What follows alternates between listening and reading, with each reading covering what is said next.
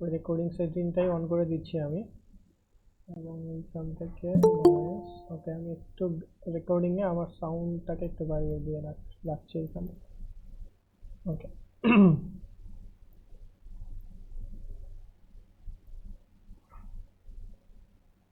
আপনাদের একটা অ্যাসাইনমেন্ট দেওয়া ছিল, তো ওইটার টাইমটা বাড়ানো আছে, তো ওই টাইমের মধ্যে অ্যাসাইনমেন্টগুলো দেবেন এখন থেকে, এবং সামনের দিকে যে অ্যাসাইনমেন্টগুলো আছে সেগুলো কিন্তু ওরকম করেই আসবে একটা একটা করে।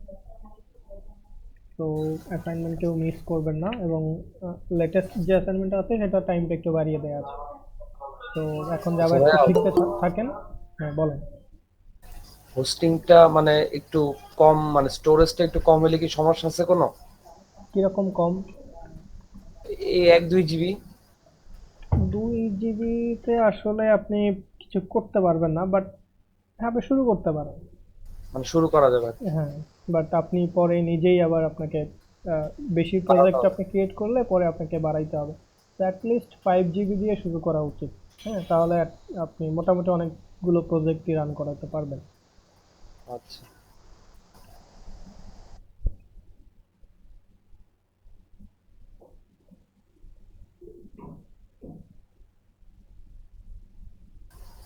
আর ভাই কি কি সাপোর্ট থাকতে হবে জানো?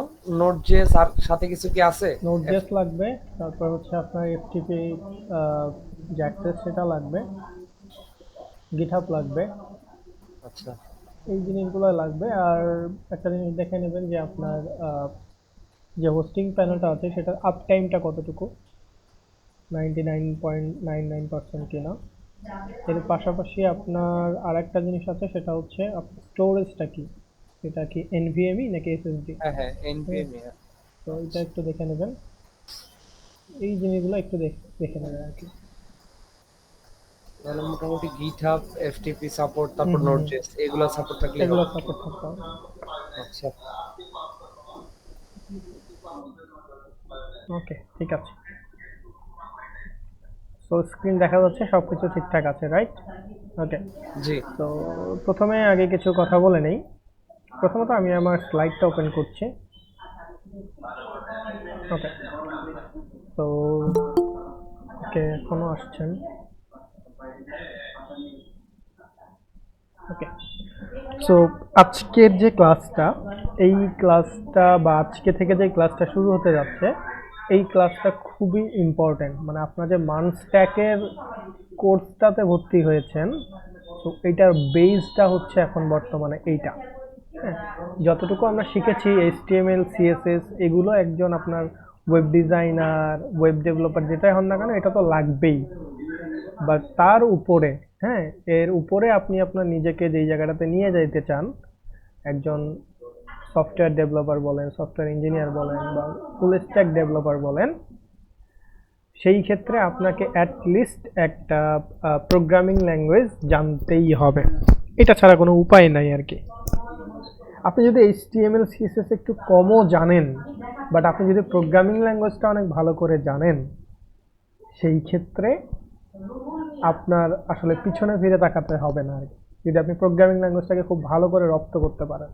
তো এইচটিএমএল সিএসএস আপনারা দেখেছেন, খুব একটা কষ্ট আমাদের করতে হয় নাই। হয়তোবা একটু আমাদের কিছু কিছু জায়গায় ল্যাকিংস আছে, আর একটু প্র্যাকটিস করলে হয়তোবা সেটা ঠিক হয়ে যাবে। হ্যাঁ, তো ওকে, সমস্যা হচ্ছে।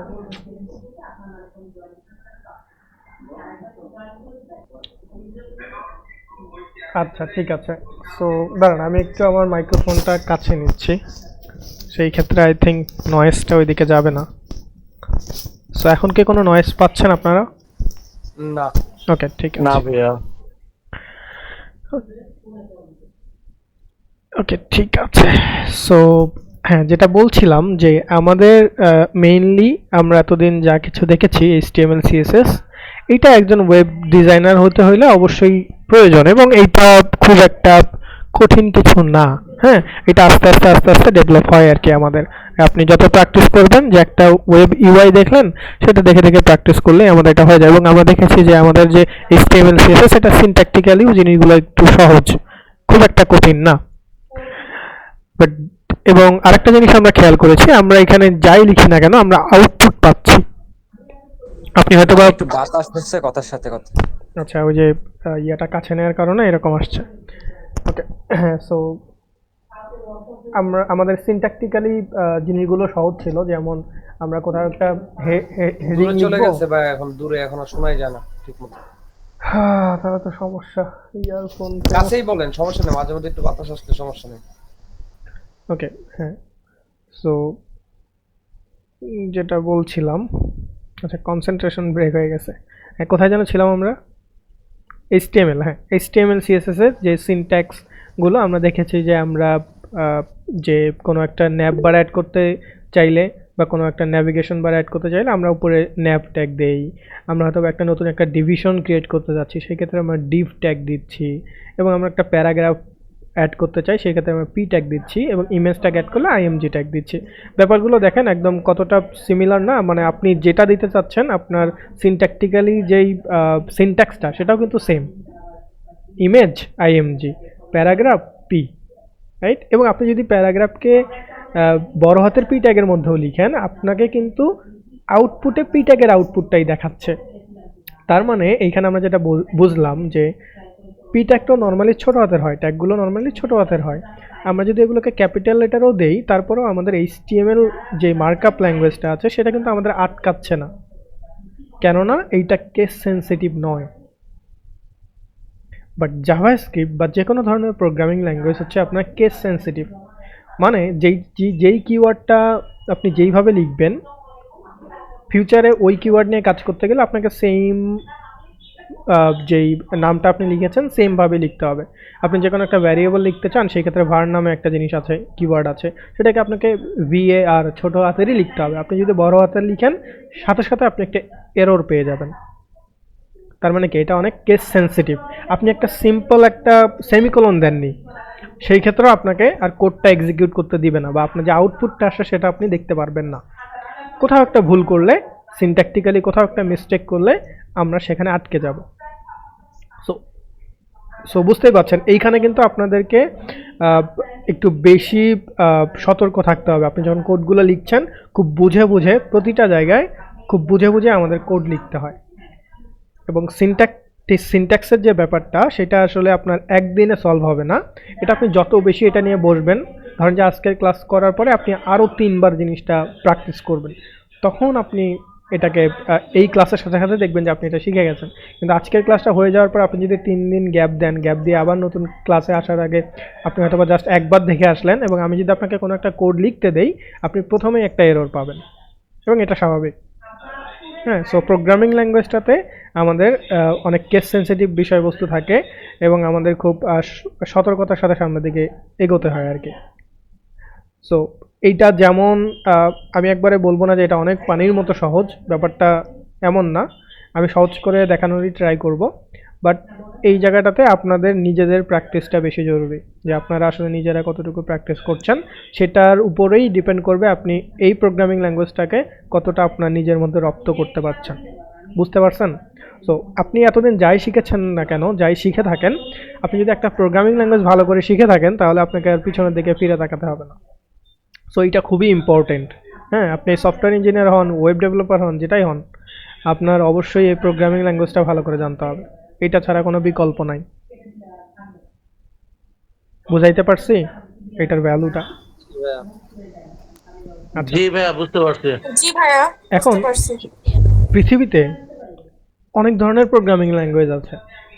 যেমন আমরা ওয়েবের ক্ষেত্রে জাভাস্ক্রিপ্ট ব্যবহার করি, মেশিন লার্নিংয়ের ক্ষেত্রে পাইথন ব্যবহার করে, তারপর আপনার কি বলে, ডেস্কটপ অ্যাপ্লিকেশনের জন্য জাভা ব্যবহার করা হয়, মোবাইল অ্যাপ্লিকেশনের জন্য ফ্লাটার ব্যবহার করা, ডার্ট ব্যবহার করা হয়। সো এই অনেক অনেক প্রোগ্রামিং ল্যাঙ্গুয়েজ, সবগুলো প্রোগ্রামিং ল্যাঙ্গুয়েজ কাজ হচ্ছে প্রবলেম সলভ করা। এবং এতগুলো প্রোগ্রামিং ল্যাঙ্গুয়েজ আসলে তৈরি করার উদ্দেশ্যটা কি? প্রত্যেকটা প্রোগ্রামিং ল্যাঙ্গুয়েজ তৈরি হয়েছে এক একটা পার্টিকুলার প্রবলেমকে সলভ করার জন্য। বুঝাইতে পারছি? যেমন জাভাস্ক্রিপ্ট ওয়েবে বেশি ব্যবহার করা হয়। জাভাস্ক্রিপ্টে যা যা আছে, যেই ফাংশনগুলো আছে, বা যেই লুপ, বা যেই আমরা বিভিন্ন কিওয়ার্ড ধরে আমরা যখন কথা বলি যে প্রোগ্রামিং ল্যাঙ্গুয়েজের লুপ, এই যে বললাম প্রোগ্রামিং ল্যাঙ্গুয়েজের লুপ, এই লুপ জিনিসটা এটা কি, এটা আমরা ফিউচারে দেখব। বাট ধরেন যে প্রোগ্রামিং ল্যাঙ্গুয়েজের লুপ, আমি যদি ওভারঅল বলি যে প্রোগ্রামিং ল্যাঙ্গুয়েজের লুপ, এটা কিন্তু সমস্ত প্রোগ্রামিং ল্যাঙ্গুয়েজেই আপনার লুপ আছে। আপনি ডটনেট বলেন, আপনি পাইথন বলেন, আপনি জাভাস্ক্রিপ্ট বলেন, আপনি রুবি বলেন, আপনি রুবি অ্যান্ড রেলস বলেন, বা আপনি C++ বলেন, সি বলেন, যত প্রোগ্রামিং ল্যাঙ্গুয়েজ আছে সবগুলোতেই আপনার লুপ বলে একটা কনসেপ্ট আছে, ভ্যারিয়েবল বলে একটা কনসেপ্ট আছে, ফাংশন বলে একটা কনসেপ্ট আছে, আপনার অ্যারে বলে কনসেপ্ট আছে, আসতেছি বুলিয়ান তো ডেটা টাইপ, হ্যাঁ, তো অবজেক্ট আছে। হ্যাঁ, তো অবজেক্ট বলে একটা কনসেপ্ট আছে, এই ধরনের অনেকগুলো জিনিস আছে। তো কনসেপ্ট সবগুলোরই সেম, কিন্তু সিনট্যাকটিক্যালি জিনিসগুলোকে লিখতে হয় ডিফারেন্ট ওয়েতে। যেমন একটা লুপ যখন আমরা ডিক্লেয়ার করি বা এটা যখন আমরা লুপ লিখি, কোনো একটা লুপ যখন আমরা সিনট্যাকটিক্যালি লিখি, সেটা জাভাস্ক্রিপ্টে একরকম হয়, পাইথনে দেখতে একরকম হয়, ডটনেটে দেখতে একরকম হয়, সি বা C++-এ দেখতে একরকম হয়। তার মানে সিনট্যাকটিক্যালি জিনিসগুলো ডিফারেন্ট, বাট প্রোগ্রামেটিক্যালি জিনিসগুলো কিন্তু একই, বা ওরা যেই পারপাসে আমরা ইউজ করছি সেইটার উদ্দেশ্যটা এক। লুপ আমরা জাভাস্ক্রিপ্টেও যে কাজে ব্যবহার করি, ডিফারেন্ট প্রোগ্রামিং ল্যাঙ্গুয়েজে সেম কাজে ব্যবহার করে থাকি। বুঝাইতে পারছি? তাহলে প্রোগ্রামিং ল্যাঙ্গুয়েজটা, এতগুলো প্রোগ্রামিং ল্যাঙ্গুয়েজ হওয়ার রিজনটা কি, যেটা বললাম যে এক একটা পার্টিকুলার প্রবলেম সলভ করার জন্য। যেমন পাইথনটা বেশি এখন সলভ করা হয় আপনার মেশিন লার্নিং, এআই, এগুলোতে বেশি কাজ করে। জাভাস্ক্রিপ্টের যে একদম মেশিন লার্নিংয়ের কিছুই নাই, ব্যাপারটা কিন্তু এমন না, ওরাও কিছু কিছু আছে, বাট পাইথনটাতে বেশি এফিশিয়েন্ট। ইজি জাভাস্ক্রিপ্ট দিয়ে যে PHP যখন ইউজ করা হয়, পিএইচপি ওয়েব ডেভেলপমেন্টে, এটা হচ্ছে ব্যাক এন্ডের জন্য। পিএইচপি শুধুমাত্র ব্যাক এন্ডের জন্য ব্যবহার করে, পিএইচপি কিন্তু কোনো ফ্রন্ট এন্ডে কাজ করে না। জাভাস্ক্রিপ্ট একটা সময় শুধুমাত্র Server side. ফ্রন্ট এন্ডে কাজ করতো, but now A days JavaScript হচ্ছে আপনার বোথ এন্ডেই কাজ করে, back end plus front end. আপনি যদি পিএইচপি শিখতেন বা পিএইচপি শিখতে চান, সেক্ষেত্রে আপনাকে পিএইচপি ল্যাঙ্গুয়েজটাকে আলাদা করে শিখতে হবে, বাট ফ্রন্ট এন্ডে আপনাকে অবশ্যই জাভাস্ক্রিপ্ট জানতেই হবে। তার মানে এটা মাস্ট, জাভাস্ক্রিপ্ট ছাড়া আপনার বিকল্প নাই ওয়েব রিলেটেড কাজ করতে চাই। বুঝাইতে পারছি? জি ভাইয়া। ওকে, সো আমরা যেহেতু ওয়েব নিয়ে কাজ করছি, সো দ্যাটস ওয়াই আমরা হচ্ছে জাভাস্ক্রিপ্টটা শিখবো, এবং মার্নের যে বেসটা সেটা হচ্ছে জাভাস্ক্রিপ্টের উপর ডিপেন্ড করে। মানে আমরা যা কিছু শিখবো সেটা সমস্ত কিছু জাভাস্ক্রিপ্টের উপর ডিপেন্ড করে। আমরা ফ্রন্ট এন্ডে জাভাস্ক্রিপ্ট ইউজ করব, আমরা ব্যাক এন্ডে জাভাস্ক্রিপ্ট ইউজ করব। জি ভাইয়া, জাভাস্ক্রিপ্ট ভালো না জানলে তো ফ্রেমওয়ার্কও ভালো করা যাবে না। না, ঠিক আছে, আমরা শুধুমাত্র জাভাস্ক্রিপ্ট নিয়ে কাজ করব। আচ্ছা, এখন এখন আসেন আমরা এই যে এত কথা বললাম প্রোগ্রামিং ল্যাঙ্গুয়েজ বা এই সব কথাটা বললাম, যে প্রোগ্রামিং ল্যাঙ্গুয়েজটা আসলে কি, এইটা যদি আপনাকে কেউ জিজ্ঞাসা করে আপনি আসলে প্রোগ্রামিং ল্যাঙ্গুয়েজটা কি, এটা আসলে কিভাবে বুঝবেন যে প্রোগ্রামিং ল্যাঙ্গুয়েজটা কি, এটা আসলে কাকে বলে? আমি যদি বলি প্রোগ্রামিং ল্যাঙ্গুয়েজ কি, আপনি তো বলছেন যে হ্যাঁ প্রোগ্রামিং ল্যাঙ্গুয়েজ নামে একটা জিনিস, বাট এইটা আসলে কি? আচ্ছা, সো চলেন আমরা একটু শুরু করি। সো ধরেন এটা আপনি, ঠিক আছে, সো এটা হচ্ছেন আপনি, এই স্মার্ট বয়। সো আর এটা হচ্ছে আর একজন যার সাথে আপনি কথা বলতে চাচ্ছেন। এখন প্রবলেমটা হচ্ছে আপনি হচ্ছে বাংলাদেশে থাকেন এবং আপনি শুধুমাত্র বাংলাই জানেন, হ্যাঁ, নট আপনি ইংলিশ জানেন বা আপনি চাইনিজ ল্যাঙ্গুয়েজ জানেন, আপনি শুধুমাত্র বাংলাটাই ভালো করে বলতে পারেন, অ্যাজুম করে নেন। সো এবার এই যে আমরা একটা মেয়ে দেখতে পাচ্ছি এখানে, আর একটা গার্লের পিকচার দেয়া। তো এই মেয়েটা ধরেন যে ইংলিশে কথা বলতে পারে, বাট আপনি আবার ইংলিশ জানেন না কিন্তু, হ্যাঁ, আপনি শুধু বাংলাই পারেন এবং এই মেয়েটা ইংলিশ ছাড়া কিছু বোঝে না। এখন আপনি তাকে কোনো একটা কথা বলতে যাচ্ছেন, এখন এইটা আপনি তাকে বোঝাবেন কিভাবে? ধরেন যে আপনি তাকে বলছেন যে আপনি কোথায় এসেছেন, হ্যাঁ, এটা আপনি বাংলায় বলে তো সে বুঝবে না, আপনাকে তাকে হয় ইংলিশে বলতে হবে, তবেই কিন্তু সে বুঝবে যে আপনি আসলে তাকে কি বললেন, দেন আপনি সে হয়তো বা আপনাকে অ্যান্সার করবে। সো এখন যেহেতু আপনি একজন বাঙালি এবং আপনি ইংলিশটা একবারেই বলতে পারেন না বা পারছেন না বা আপনি জানেন না, সেই ক্ষেত্রে আপনি এই মেয়েটাকে কিভাবে আপনার মনের ভাবটা প্রকাশ করবেন? হ্যাঁ, আচ্ছা, সো এই মনের ভাব প্রকাশ করার জন্য আপনার দুইটা ওয়ে একটা ওয়ে আছে। একটা ওয়ে কি, যে আপনার এবং এই গার্ল যেটা আছে এদের মাঝখানে একটা কাউকে নিয়ে আসা, যে আপনাদের মাঝখানে কানেকশনটা করে দেবে। কিভাবে কানেকশন করবে? ধরেন যে আপনি বাংলায় বললেন, মাঝখানে একজন যা থাকবে যে আসলে বাংলাও বুঝে ইংলিশও বোঝে। আপনি তাকে বললেন যে আমি তাকে এইটা জিজ্ঞেস করতে চাচ্ছি, তো সে আপনার কথাটা শুনলো, সেটাকে হচ্ছে ট্রান্সলেট করে ইংলিশে তাকে বললো, দেন তার অ্যান্সারটা আবার সে শুনলো এখানে, দেন আপনাকে আবার ট্রান্সলেট করে এই জায়গাটাতে দিল। সো এরকম একটা সিচুয়েশনের একটা আমরা মুভি দেখেছিলাম কিনা বলেন তো? এরকম একটা মুভি, কোন মুভি এটা? এই মুভিটা কেউ দেখেছেন? অক্ষয় কুমারের। সিঙ্গিস কিং। ভাইয়া দেখছি এটা। কনসেপ্টটা মনে আছে? যে এখানে হ্যাঁ, যে ও একজন সো হিন্দি দেখেন, বলতে পারে না, হ্যাঁ আরেকজন বাংলা সো মানে হচ্ছে ইংলিশ এখানে যে অক্ষয় কুমার ছিল, তিনি হচ্ছে হিন্দি বলতে পারে, ইংলিশ বলতে পারে না। আর এই যে হিরোইন যে ছিল, সে শুধুমাত্র ইংলিশেই আর কি বুঝতে পারে। সো এই দুইজন, লারা হ্যাঁ। ছিল হচ্ছে সো আপনার মাঝখানে যিনি, interpreter। হ্যাঁ, উনি ছিল হচ্ছে ইন্টারপ্রেটার, রাইট? উনি হচ্ছে হিন্দিটা শুনে এদিকে ইন্টারপ্রেট করে দেয় আর কি। সো আমরা সেটাই আর কি দেখলাম এই জায়গাটাতে, হ্যাঁ, একজন ইন্টারপ্রেটার লাগে।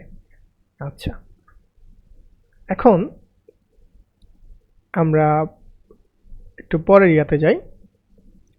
সো এটা দেখাইছিলাম যে যদি ওই ইন্টারপ্রেটার থাকে, দেন হয়তোবা আপনারা হয়তোবা আপনি তাকে জিজ্ঞাসা করেছিলেন যে আপনারা চা খাইতে চান বা কোথাও একটা যেতে চান, তো দেন হয়তোবা যদি কথাটা বুঝতে পারে, আপনি যে মনের ভাবটা প্রকাশ করার জন্য তাকে কিছু একটা বললেন, সেটা যখন দুইজনেই বোথ এন্ড থেকে বুঝতে পারবেন, তখনই তো আপনারা হয়তোবা কোথাও যাইতে পারবেন।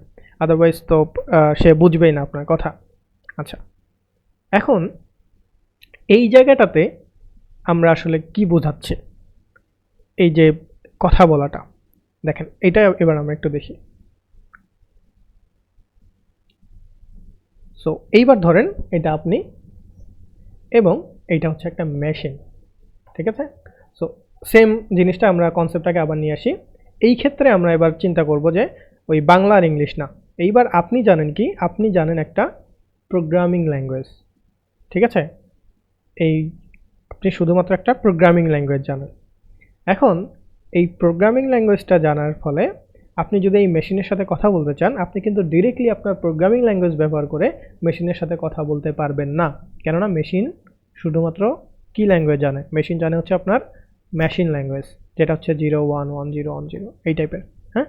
সো এই ল্যাঙ্গুয়েজটা কিন্তু অ্যাজ এ হিউম্যান আপনার কিন্তু এটা আপনি রপ্ত করতে পারবেন না, যে এইভাবে কোনো মেশিনকে আপনি ইনস্ট্রাকশন দেয়া, এটা আপনি পারবেন না, ঠিক আছে? তো আপনি জানেন হচ্ছে প্রোগ্রামিং ল্যাঙ্গুয়েজ, আর মেশিন জানে হচ্ছে মেশিন ল্যাঙ্গুয়েজ। এখন এই দুইজনের মধ্যে আপনার একটা ইন্টারপ্রেটার লাগবে, যে কি করবে, আপনার প্রোগ্রামিং ল্যাঙ্গুয়েজটাকে নিয়ে ইন্টারপ্রেট করবে বা ট্রান্সলেট করবে, করে মেশিন ল্যাঙ্গুয়েজে কনভার্ট করে দেন আপনার মেশিনকে পাঠিয়ে দেবে। দেন মেশিন আপনার ইনস্ট্রাকশন শুনে কাজ করবে, রাইট? তার মানে প্রোগ্রামিং ল্যাঙ্গুয়েজটা আমাদের শেখার উদ্দেশ্যটা কি? আমরা মেশিনকে একটা ইনস্ট্রাকশন দিব, আমাদের ইনস্ট্রাকশনটা পাওয়ার পর মেশিন তার মতো করে কাজ করবে। সো ডিরেক্টলি আপনি এইভাবে বলতে পারেন যে প্রোগ্রামিং ল্যাঙ্গুয়েজটা কি? প্রোগ্রামিং ল্যাঙ্গুয়েজ বেসিক্যালি ব্যবহার করা হয় আমাদের মেশিনকে ইনস্ট্রাকশন দেওয়ার জন্য। বাট ইনস্ট্রাকশনটা কিন্তু, এটা আমি একদম ডেপথের কথা বললাম, আপনি এটাও বলতে পারতেন যে প্রোগ্রামিং ল্যাঙ্গুয়েজ দিয়ে আমরা মেশিনকে ইনস্ট্রাকশন দিই, রাইট? কিন্তু প্রোগ্রামিং ল্যাঙ্গুয়েজ দিয়ে কিন্তু আপনি ডিরেক্টলি মেশিনকে কোনো ইনস্ট্রাকশন দিতে পারবেন না। আপনাকে প্রোগ্রামিং ল্যাঙ্গুয়েজ দিয়ে আপনি ইনস্ট্রাকশন পাঠিয়ে দিবেন, এর মাঝখানে একটা ইন্টারপ্রেটার থাকবে, যে ইন্টারপ্রেটারটা আপনার প্রোগ্রামিং ল্যাঙ্গুয়েজকে মেশিন ল্যাঙ্গুয়েজে কনভার্ট করবে, দেন মেশিন হচ্ছে আপনার যে ইনস্ট্রাকশনটা আপনি দিয়েছেন, দেন সেটা অনুযায়ী পারফর্ম করবে। বুঝাইতে পারছি? তার মানে কিন্তু মাঝখানে আমাদের একটা ইন্টারপ্রেটার লাগে বা কম্পাইলার লাগে। ইন্টারপ্রেটার আর কম্পাইলারের মধ্যে ডিফারেন্স আছে, সেটা আমরা দেখব অন্য সময়। বাট আমরা জাস্ট ধরে নিচ্ছি আজকে যে একটা ট্রান্সলেটর লাগে, যে কনভার্টিংয়ের কাজটা করে প্রোগ্রামিং ল্যাঙ্গুয়েজ এবং মেশিন ল্যাঙ্গুয়েজ, ঠিক আছে? প্রোগ্রামিং ল্যাঙ্গুয়েজকে কনভার্ট করে মেশিন ল্যাঙ্গুয়েজে কনভার্ট করে দেয়। সো দেন আপনি হচ্ছে মেশিন কিছু একটা পারফর্ম করবে। আচ্ছা, সো আমরা আমাদের যে ওয়েবসাইট যখন আমরা তৈরি করব, এই ওয়েবসাইটটাতে আমরা দেখেছি যে আমরা যখন কোনো একটা ওয়েবসাইট তৈরি করি, সমস্ত আমাদের ওয়েবসাইটের কন্টেন্টগুলো কিন্তু স্ট্যাটিক থাকে, কোনোটা আমাদের সাথে ইন্টারাকশন করে না, রাইট? আমরা যখন একটা ধরেন যে একটা বাটনে আমি যখন ক্লিক করলে কিছু একটা হবে, কিছু একটা ঘটানো, এরকম ইন্টারাকশন টাইপের সাইট কিন্তু আমরা এখনো তৈরি করি নাই, আমরা শুধু স্ট্যাটিক Like সাইট তৈরি warning. করেছি। হ্যাঁ, বা ওয়ার্নিং দেয়া, বা আপনার কিছু একটা আপনি একটা পেমেন্ট করলেন, পেমেন্টটা ফেইলড হইলে আপনাকে একটা ওয়ার্নিং দেয়া, পেমেন্টটা সাকসেস হইলে Message আপনাকে একটা দেওয়া। মেসেজ দেয়া, হ্যাঁ, নোটিফিকেশন আসলে সেটা আবার একটা আপনার নোটিফিকেশন দেখানো, পপ আপ করা। হ্যাঁ, পপ আপ করা। এই ধরনের ইন্টারাকশন কিন্তু আমরা এখনো করিনি। সো এই ধরনের ইন্টারাকশন ঘটানোর জন্য আপনাকে অবশ্যই প্রোগ্রামিং ল্যাঙ্গুয়েজ জানতে হবে, এবং সেটা আমরা কি জানবো, সেটা হচ্ছে জাভাস্ক্রিপ্ট দিয়ে এই ধরনের ইন্টারাকশনগুলো আমরা ওয়েবসাইটে করে থাকি। সো সেই জন্য আমাদের অবশ্যই জাভাস্ক্রিপ্টটা ভালো করে জানতে হবে।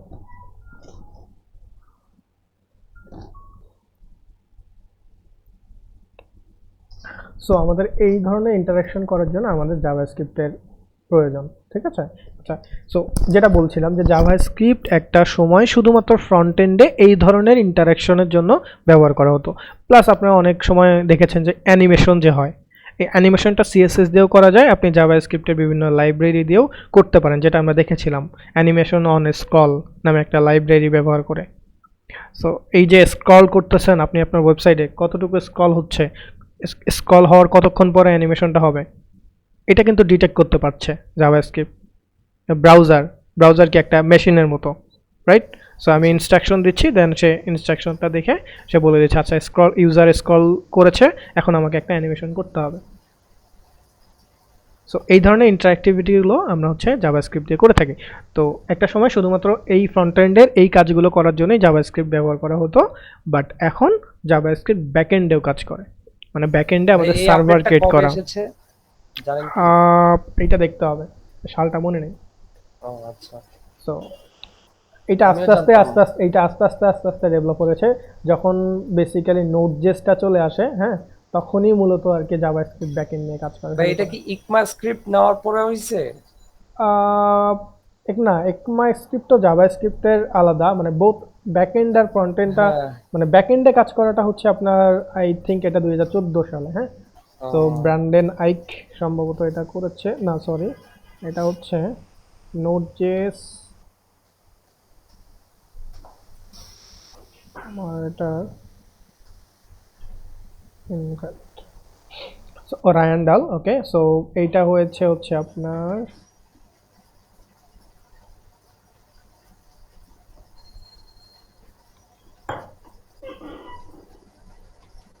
আচ্ছা, সালটা এটা কোথায় যেন লেখা ছিল, 2008 অর সামথিং,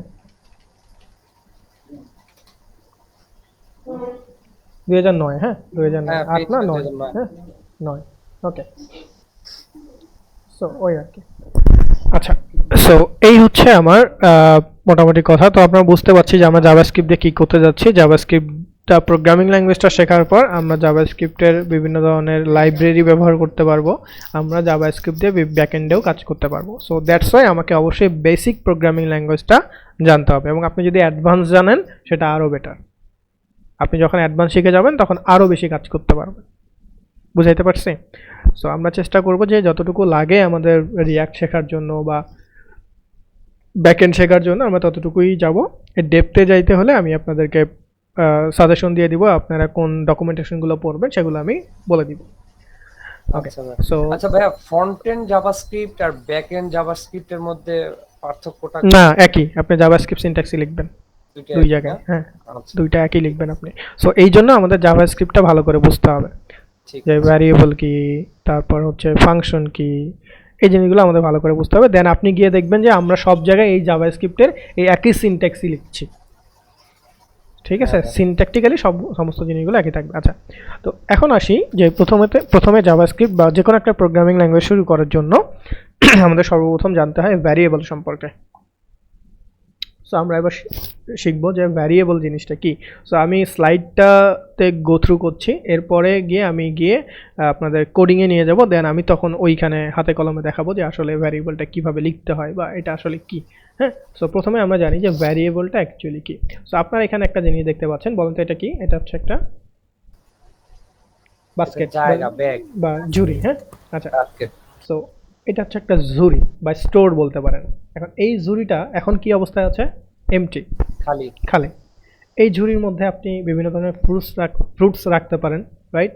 আপনি এখানে ডিম রাখতে পারেন। আপনি একই ঝুড়ির মধ্যে আবার দেখেন আপনি কাপড় চোপড়ও রাখতে পারেন। আপনার ইচ্ছা করলো যে আপনার কাছে একটা ঝুড়ি আছে, সেই ঝুড়িটার মধ্যে আপনি কখনো ফল রাখছেন, কখনো ডিম Any kind of রাখছেন, thing রাখতে পারবো। এনি কাইন্ড অফ থিংস আপনি এখানে রাখতে পারছেন। তাহলে কি এটা আমার একটা স্টোরের মতো ব্যবহার করা হচ্ছে না? যে এই স্টোরটাতে আমি কিছু একটা রাখতে পারি। এখন এই রাখার যে জিনিসটা, এই রাখার জিনিসটা কি ডিফারেন্ট টাইমে ডিফারেন্ট জিনিস হয়ে যাচ্ছে। কি কি হচ্ছে, কখন আমি ফলমূল রাখতে পারি, কখন আমি ডিম রাখতে পারি, আমি শাকসবজিও রাখতে পারি, আমি চাইলে এখানের মধ্যে ফ্রুটসও রাখতে পারি, রাইট? সো জি একই স্টোরের মধ্যে আমি বিভিন্ন টাইপের জিনিস রাখতে পারি। এই টার্মগুলো একটু মনে রাখবেন, হ্যাঁ? সো একটা স্টোর যেখানে আমি বিভিন্ন টাইপের জিনিস রাখতে পারি, হ্যাঁ? সো ভ্যারিয়েবলেও আমরা বিভিন্ন টাইপের ডেটা রাখতে পারি। ধরেন তো আমাদের প্রোগ্রামিং ল্যাঙ্গুয়েজে এটা একটা ভ্যারিয়েবল, এবং এই ভ্যারিয়েবল যেটাকে আমরা বলছি, এই ভ্যারিয়েবলের একটা নাম আছে। এই ভ্যারিয়েবলের একটা নাম কি? এটার নাম কি? বাস্কেট বা ঝুড়ি, যেটাই বলেন। সো ভ্যারিয়েবল যার একটা নাম আছে, তো আমরা নামটা দেখেই বুঝতে পারছি এটা একটা ঝুড়ি, এবং এই ঝুড়ির মধ্যে আমরা কখনো ফলমূল রাখতে পারি, আমরা কখনো ডিম রাখতে পারি, আমরা কখনো বিভিন্ন ধরনের আমাদের ক্লোথসগুলো রাখতে পারি। এটা আমার ইচ্ছা। ওকে, আবার কিছু কিছু ঝুড়ি আছে না যে আপনি ওই ঝুড়িটাতে শুধু ময়লাই রাখবেন, আপনি ময়লার ঝুড়িতে অন্য কিছু রাখবেন না। তার মানে কি ওই ঝুড়িটা আপনি শুধু ময়লায় রাখবেন। সো ভ্যারিয়েবলের মধ্যে আবার কিছু জিনিস ডিফারেন্সিয়েট করা যায়। যেমন ধরেন কিছু ঝুড়ি আছে যেই ঝুড়িগুলোকে আপনি চেঞ্জ করেন, যেই ঝুড়ির ডেটাগুলোকে আপনি চেঞ্জ করেন, এগুলোকে আমরা প্রোগ্রামিং ল্যাঙ্গুয়েজে বলবো এগুলো হচ্ছে ডেটা। এখন আমরা ফর্মুল বলছি, বাট এগুলোকে আমরা বলবো ডেটা, ভ্যারিয়েবলের ডেটা। এবং ডেটার মধ্যে আবার বিভিন্ন ধরনের টাইপ আছে। ধরেন আমি যদি এখন বলি এটা একটা ভ্যারিয়েবল, এই ভ্যারিয়েবলের এটা একটা ডেটা, এটা একটা ডেটা, এটা একটা ডেটা, কিন্তু ডেটার টাইপগুলো কিন্তু ডিফারেন্ট, তাই না? কি কি টাইপ? কখনো ফলমূল, এটা একটা টাইপ, কখনো ডিম, এটা একটা টাইপ, কখনো হচ্ছে পোশাক, সেটা একটা টাইপ, তাই না? Different type. তার মানে আমরা এখানে কি কি জিনিস শিখলাম? যে ভ্যারিয়েবল নামে একটা ছোট্ট একটা টার্ম শিখলাম, যে ভ্যারিয়েবল। আমরা আরও শিখলাম যে ভ্যারিয়েবলের মধ্যে ডেটা রাখা যায়, এবং ডেটার আবার অনেকগুলো টাইপ থাকে। এই টার্মগুলো আমরা মনে রাখবো শুধু, হ্যাঁ? সো কারো কোনো জায়গায় প্রবলেম আছে বুঝতে? টাইপ বা ডেটা কোনগুলো আমরা বলছি, হ্যাঁ? কোনো সমস্যা থাকলে কেউ হ্যান্ড রেজ করবেন। ওকে, ঠিক আছে। না ভাইয়া ঠিক আছে। ওকে, আচ্ছা। এবার ধরেন যে ভ্যারিয়েবলের আমরা আর একটা ফানি একটা এক্সাম্পল দেখি। সো মানুষের যেই মন, হ্যাঁ, এটাও কিন্তু অন কাইন্ড অফ একটা আপনার ভ্যারিয়েবল, রাইট? ধরেন যে এই যে এখন যে সিচুয়েশনটা আপনারা দেখতে পাচ্ছেন, এই সিচুয়েশনটা কি আসলে? একটা রোম্যান্টিক একটা সিচুয়েশন, তাই না? আচ্ছা, এখন ধরেন যে এটা আপনি আর হচ্ছে এটা আপনার পার্টনার। সো আপনারা খুব ভালো একটা সময় পার করছেন এইখানটাতে, এবং আপনারা ভালোভাবে কথা বলছেন। এই সময় আপনার ফোনে একটা নোটিফিকেশন চলে আসলো।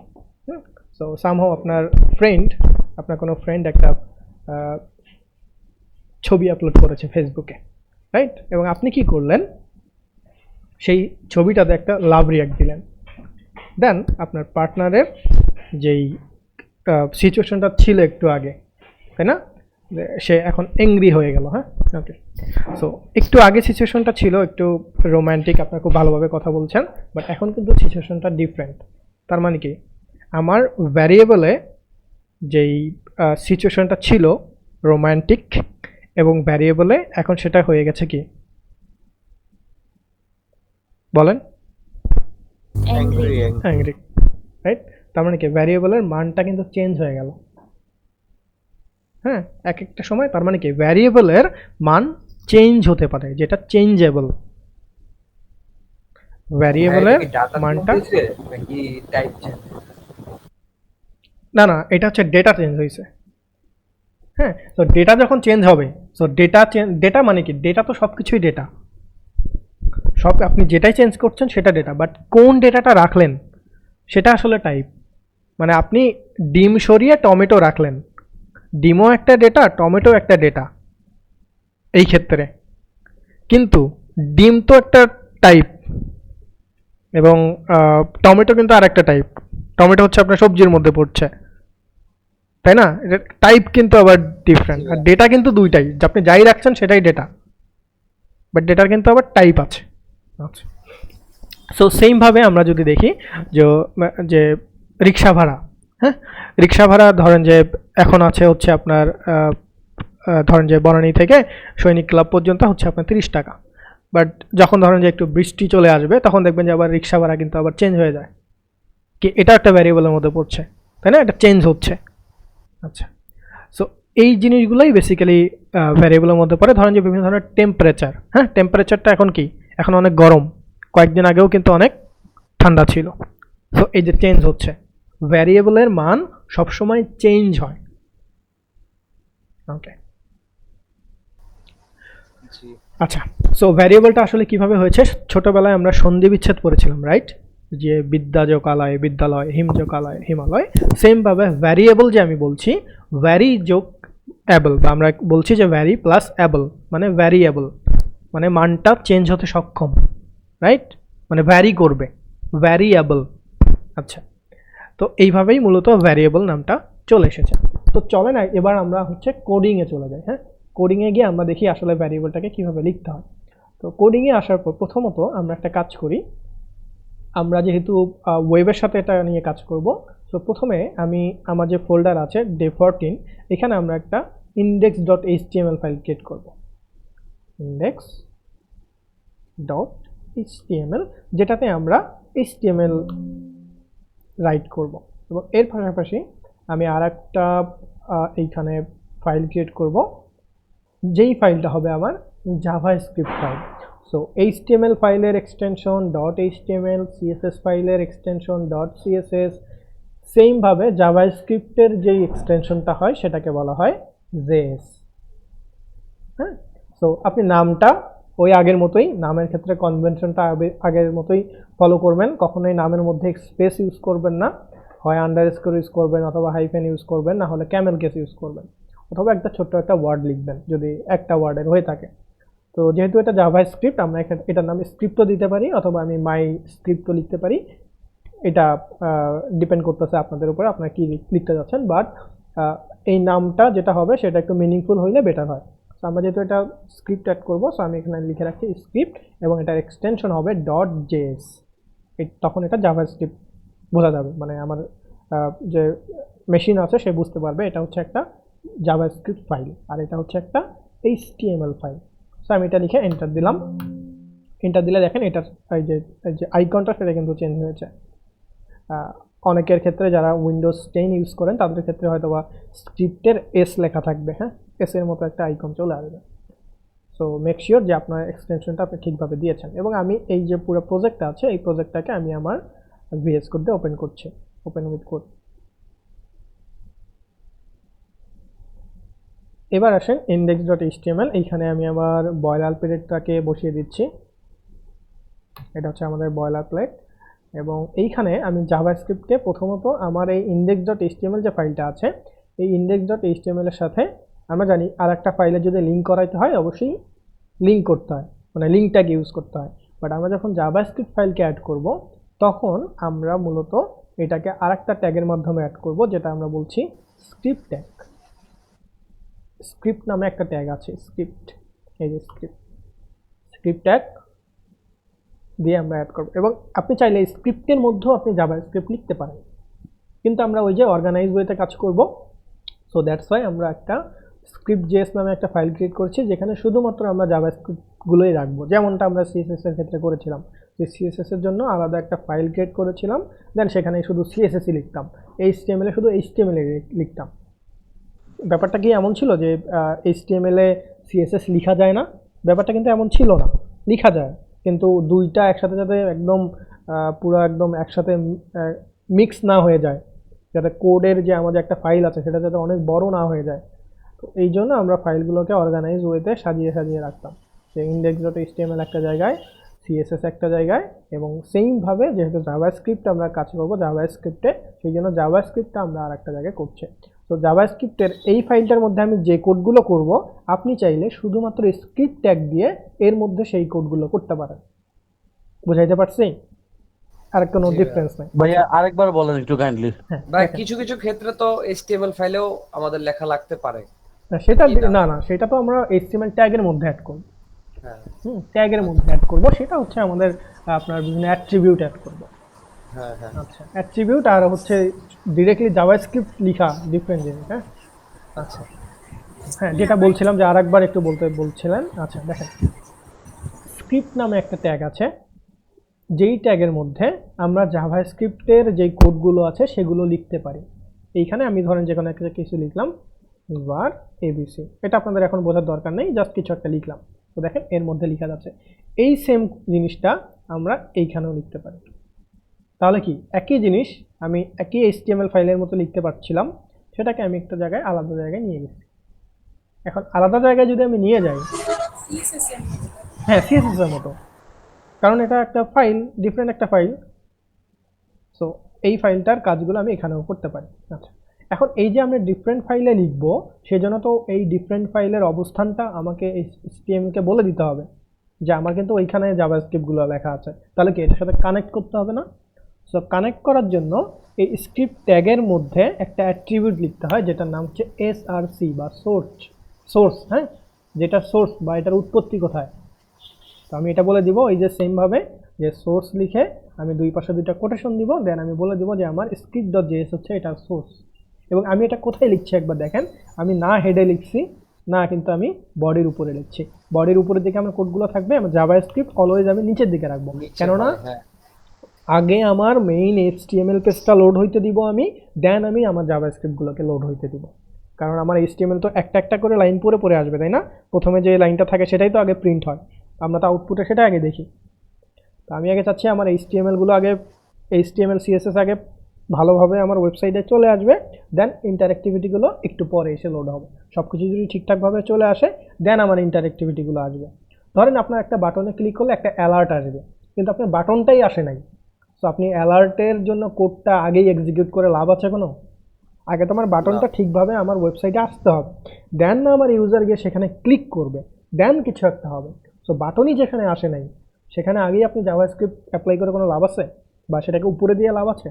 নাই। সেই জন্য আগে আমার HTML CSS ভালোভাবে রেন্ডার হবে, আমরা এটাকে বলি রেন্ডার, বা সম্পূর্ণভাবে আউটপুটটা ঠিকঠাকভাবে আসবে, দেন জাভাস্ক্রিপ্টের যেই ফাংশনালিটি আছে সেগুলো ইমপ্লিমেন্ট হবে। সেই জন্য আমি বডি ট্যাগ যেখানে শেষ হচ্ছে, এই যে বডি ট্যাগের এটা শুরু, এটা হচ্ছে শেষ, শেষে এসে আমি এই স্ক্রিপ্ট ট্যাগের মধ্যে আমার যে ফাইলটা আছে সেটাকে আমি জাস্ট এই যে / দিয়ে script.js-টাকে অ্যাড করে দিলাম, দ্যাটস ইট, আর কিছু না। সো উপরের দিকে আমি শুধু এরকম HTML এর কোডগুলো লিখবো, CSS এর কোডগুলোর জন্য তো আর একটা ফাইল আমি বানিয়ে রাখতে পারি, সেটা আমরা জানি। সো আজকে আর আমরা CSS এখানে লিখছি না। বুঝাইতে পারছি এটা কোথায় অ্যাড করতে হয়? আচ্ছা, যখন আমরা আরেকটা ফাইলে এটাকে অ্যাড করলাম, রাইট, তখন কিন্তু আমার এর মধ্যে আর জাভাস্ক্রিপ্ট লেখার কোনো দরকার আছে? নাই তো, আমরা তো এখন জাভাস্ক্রিপ্ট লিখবো এর মধ্যে, কেননা আমরা আলাদা একটা ফাইল ক্রিয়েট করে রেখেছি, রাইট? এবার বুঝতে পারছি জিনিসটা? কিছুই করি নাই, CSS যেভাবে লিঙ্ক করে এটাকেও সেমভাবে লিঙ্ক করেছি, শুধুমাত্র বডির নিচে, এবং নতুন একটা ট্যাগ ইউজ করেছি যেটার নাম হচ্ছে স্ক্রিপ্ট ট্যাগ, যেখানে সোর্স হিসেবে বলে দিয়েছি যে কোন ফাইলটা অ্যাকচুয়ালি এই স্ক্রিপ্ট ট্যাগের জন্য ব্যবহার করা হচ্ছে বা স্ক্রিপ্টের জন্য ব্যবহার করা হচ্ছে। জি ওকে, দ্যাটস ইট। সো আমাদের কানেকশনটা কমপ্লিট। সো কানেকশনটা আসলে কমপ্লিট হয়েছে কিনা আমি index.html-কে গো লাইভে ক্লিক করে দিচ্ছি। সো আমরা HTML এর মধ্যে কিন্তু কিছুই লিখিনি, সেই ক্ষেত্রে আমরা কি আমাদের যে ওয়েবসাইটটা আছে সেটা কিন্তু পুরো ব্ল্যাঙ্ক দেখতে পাবো, হোয়াইট পেপারের মতো, ফ্রেশ হ্যাঁ, ফ্রেশ একটা পেজ আমরা এখানে দেখতে পাচ্ছি। Okay, তাহলে এখন জাভাস্ক্রিপ্টকে টেস্ট করব কিভাবে? তো জাভাস্ক্রিপ্ট আমাদের আউটপুটগুলো শো করে, হ্যাঁ, আউটপুটগুলো শো করে একটা জায়গায়। কোন জায়গাটা একটা শো করে দেখেন, রাইট বাটনে ক্লিক করেন, ইন্সপেক্টে যান, এইখানে আমরা এলিমেন্টসের সাথে পরিচয় আছে আমাদের, যেখানে আমাদের HTML গুলো থাকে, রাইট? এবং এর পাশে আপনি দেখবেন কনসোল নামে একটা জায়গা আছে। তো আপনি জাভাস্ক্রিপ্টের যত প্রকার আউটপুট আছে সেই আউটপুটগুলো আপনি এখানে দেখতে পারবেন কনসোলে। নোডেও তো দেখতে আপনি পারবো কি না। নোট কোথায় থেকে আসলো এখানে? মানে কনসোলেও দেখা যায় কি, মানে আমাদের ওই টার্মিনালও দেখা যায়। ওইটা পরে আসছে, হ্যাঁ, আমি আগে ওয়েবের ইয়েতে দেখাচ্ছি, নোডে আমরা কখন দেখবো সেটা আমরা পরে আসছি। সো এখানে আমরা দেখতে পারবো। শুধু কি এখানে দেখতে পারবো? আমি চাইলে এখানেও দেখতে পারবো, আমার যে ওয়েব আছে এখানেও দেখতে পারবো। বাট নর্মালি আমরা যখন কাজ করি আমরা মোস্ট অফ দ্য টাইম কনসোলে দেখি, জাভাস্ক্রিপ্টের আউটপুটগুলো আমরা কনসোলে দেখার ট্রাই করি। এখানে কখন দেখবো? এটা আস্তে আস্তে আপনারা বুঝে যাবেন, সেটা আমি বলে দিব যে এখন থেকে আমরা এখানে দেখব, বাট আপাতত আমরা এখন এইখানে দেখা শুরু করব এবং নেক্সট ক্লাসে হয়তো বা আমরা এইখানেও দেখব না, আমরা এই পুরো জিনিসটাকে আমরা আমাদের এই টার্মিনালও নিয়ে আসতে পারবো। আমাদের এখানে একটা টার্মিনাল আছে, রাইট? এই টার্মিনাল এইখানেও দেখা যাবে, সেটার জন্য নোড ইনস্টল থাকতে হবে। তো যাই হোক, তো আমরা হচ্ছে আমাদের আউটপুটটা এইখানে দেখব। এখন আউটপুটটাকে কীভাবে দেখা যায় দেখেন, আপনি চাইলে কোনো একটা জিনিস প্রিন্ট করতে পারেন। প্রিন্ট করা মানে আউটপুটে শো করানো। তো এইবার হচ্ছে আমাদের এখন প্রথম সিনট্যাকটিক্যালি জিনিসগুলো শেখা। আচ্ছা, জাভাস্ক্রিপ্টে কোনো একটা জিনিস প্রিন্ট করতে হলে আমরা কিন্তু ভ্যারিয়েবল শিখি না, এখনো ভ্যারিয়েবলে যাচ্ছি আমরা। হ্যাঁ, তার আগে আমাদের প্রিন্ট করাটা জানতে হবে। তো কোনো একটা আউটপুট যদি আমি দেখতে চাই, সেটা আসলে আমার কী দিয়ে দেখতে হবে, এবং এই জিনিসটা আপনাদের অনেকটা এখন বলতে গেলে আপনাদের কাছে মনে হবে যে এটাকে মুখস্থ করবো। আমি বলবো যে হ্যাঁ, আপনাদের একটু মুখস্থই করেন বা একটু মনে রাখেন, জিনিসটা অটোমেটিক আপনারা বুঝে যাবেন। কোনো কিছু প্রিন্ট করার ক্ষেত্রে আপনারা জাভাস্ক্রিপ্টে যেটা লিখবেন সেটা হচ্ছে কনসোলে, যেহেতু প্রিন্ট করব আমরা কনসোলে প্রিন্ট করব। খেয়াল রাখেন, কনসোলে প্রিন্ট করব, দ্যাটস ওয়াই আমি এখানে লিখব কনসোল ডট লগ, এবং আমরা দুই পাশে দুইটা ফার্স্ট ব্র্যাকেট দিয়ে নেব। দেখেন, এটাকে আমরা প্রোগ্রামিং ল্যাঙ্গুয়েজের ভাষায় বলি প্যারেনথিসিস বা ফার্স্ট ব্র্যাকেট, যেটা আপনি বলেন কোনো সমস্যা নেই। জাস্ট আমি টার্মটা বলে রাখলাম যাতে কোথাও শুনলে অবাক না হন। প্যারেনথিসিস বলা হয় এটাকে, বা ফার্স্ট ব্র্যাকেট। আচ্ছা, এর মধ্যে আপনি যাই লিখবেন সেটাই আউটপুট হিসেবে এই জায়গাটাতে দেখাবে। লেটসে আমি এখানে লিখলাম, এটাকে আমি কেন এইভাবে লিখছি পরে বলবো, আপাতত আমি এখানে লিখলাম হ্যালো ওয়ার্ল্ড। না, আচ্ছা, হ্যালো ওয়ার্ল্ড। এবার দেখেন এই আউটপুটটা আমরা এই যে এখানে দেখতে পাচ্ছি, এবং এটা কোথায় থেকে আসছে দেখেন, সুন্দরভাবে আসছে script.js নামে একটা ফাইল আছে, যেইটার 1 নাম্বার লাইনে এটা আপনি লিখেছেন, এবং সেখান থেকে আউটপুটটা আসছে। দেখেন এই যে console.log এর মধ্যে দুই পাশে দুইটা কোটেশন দিয়েছেন, যেখানে হচ্ছে হ্যালো ওয়ার্ল্ড লেখাটা চলে এসেছে। Thank you.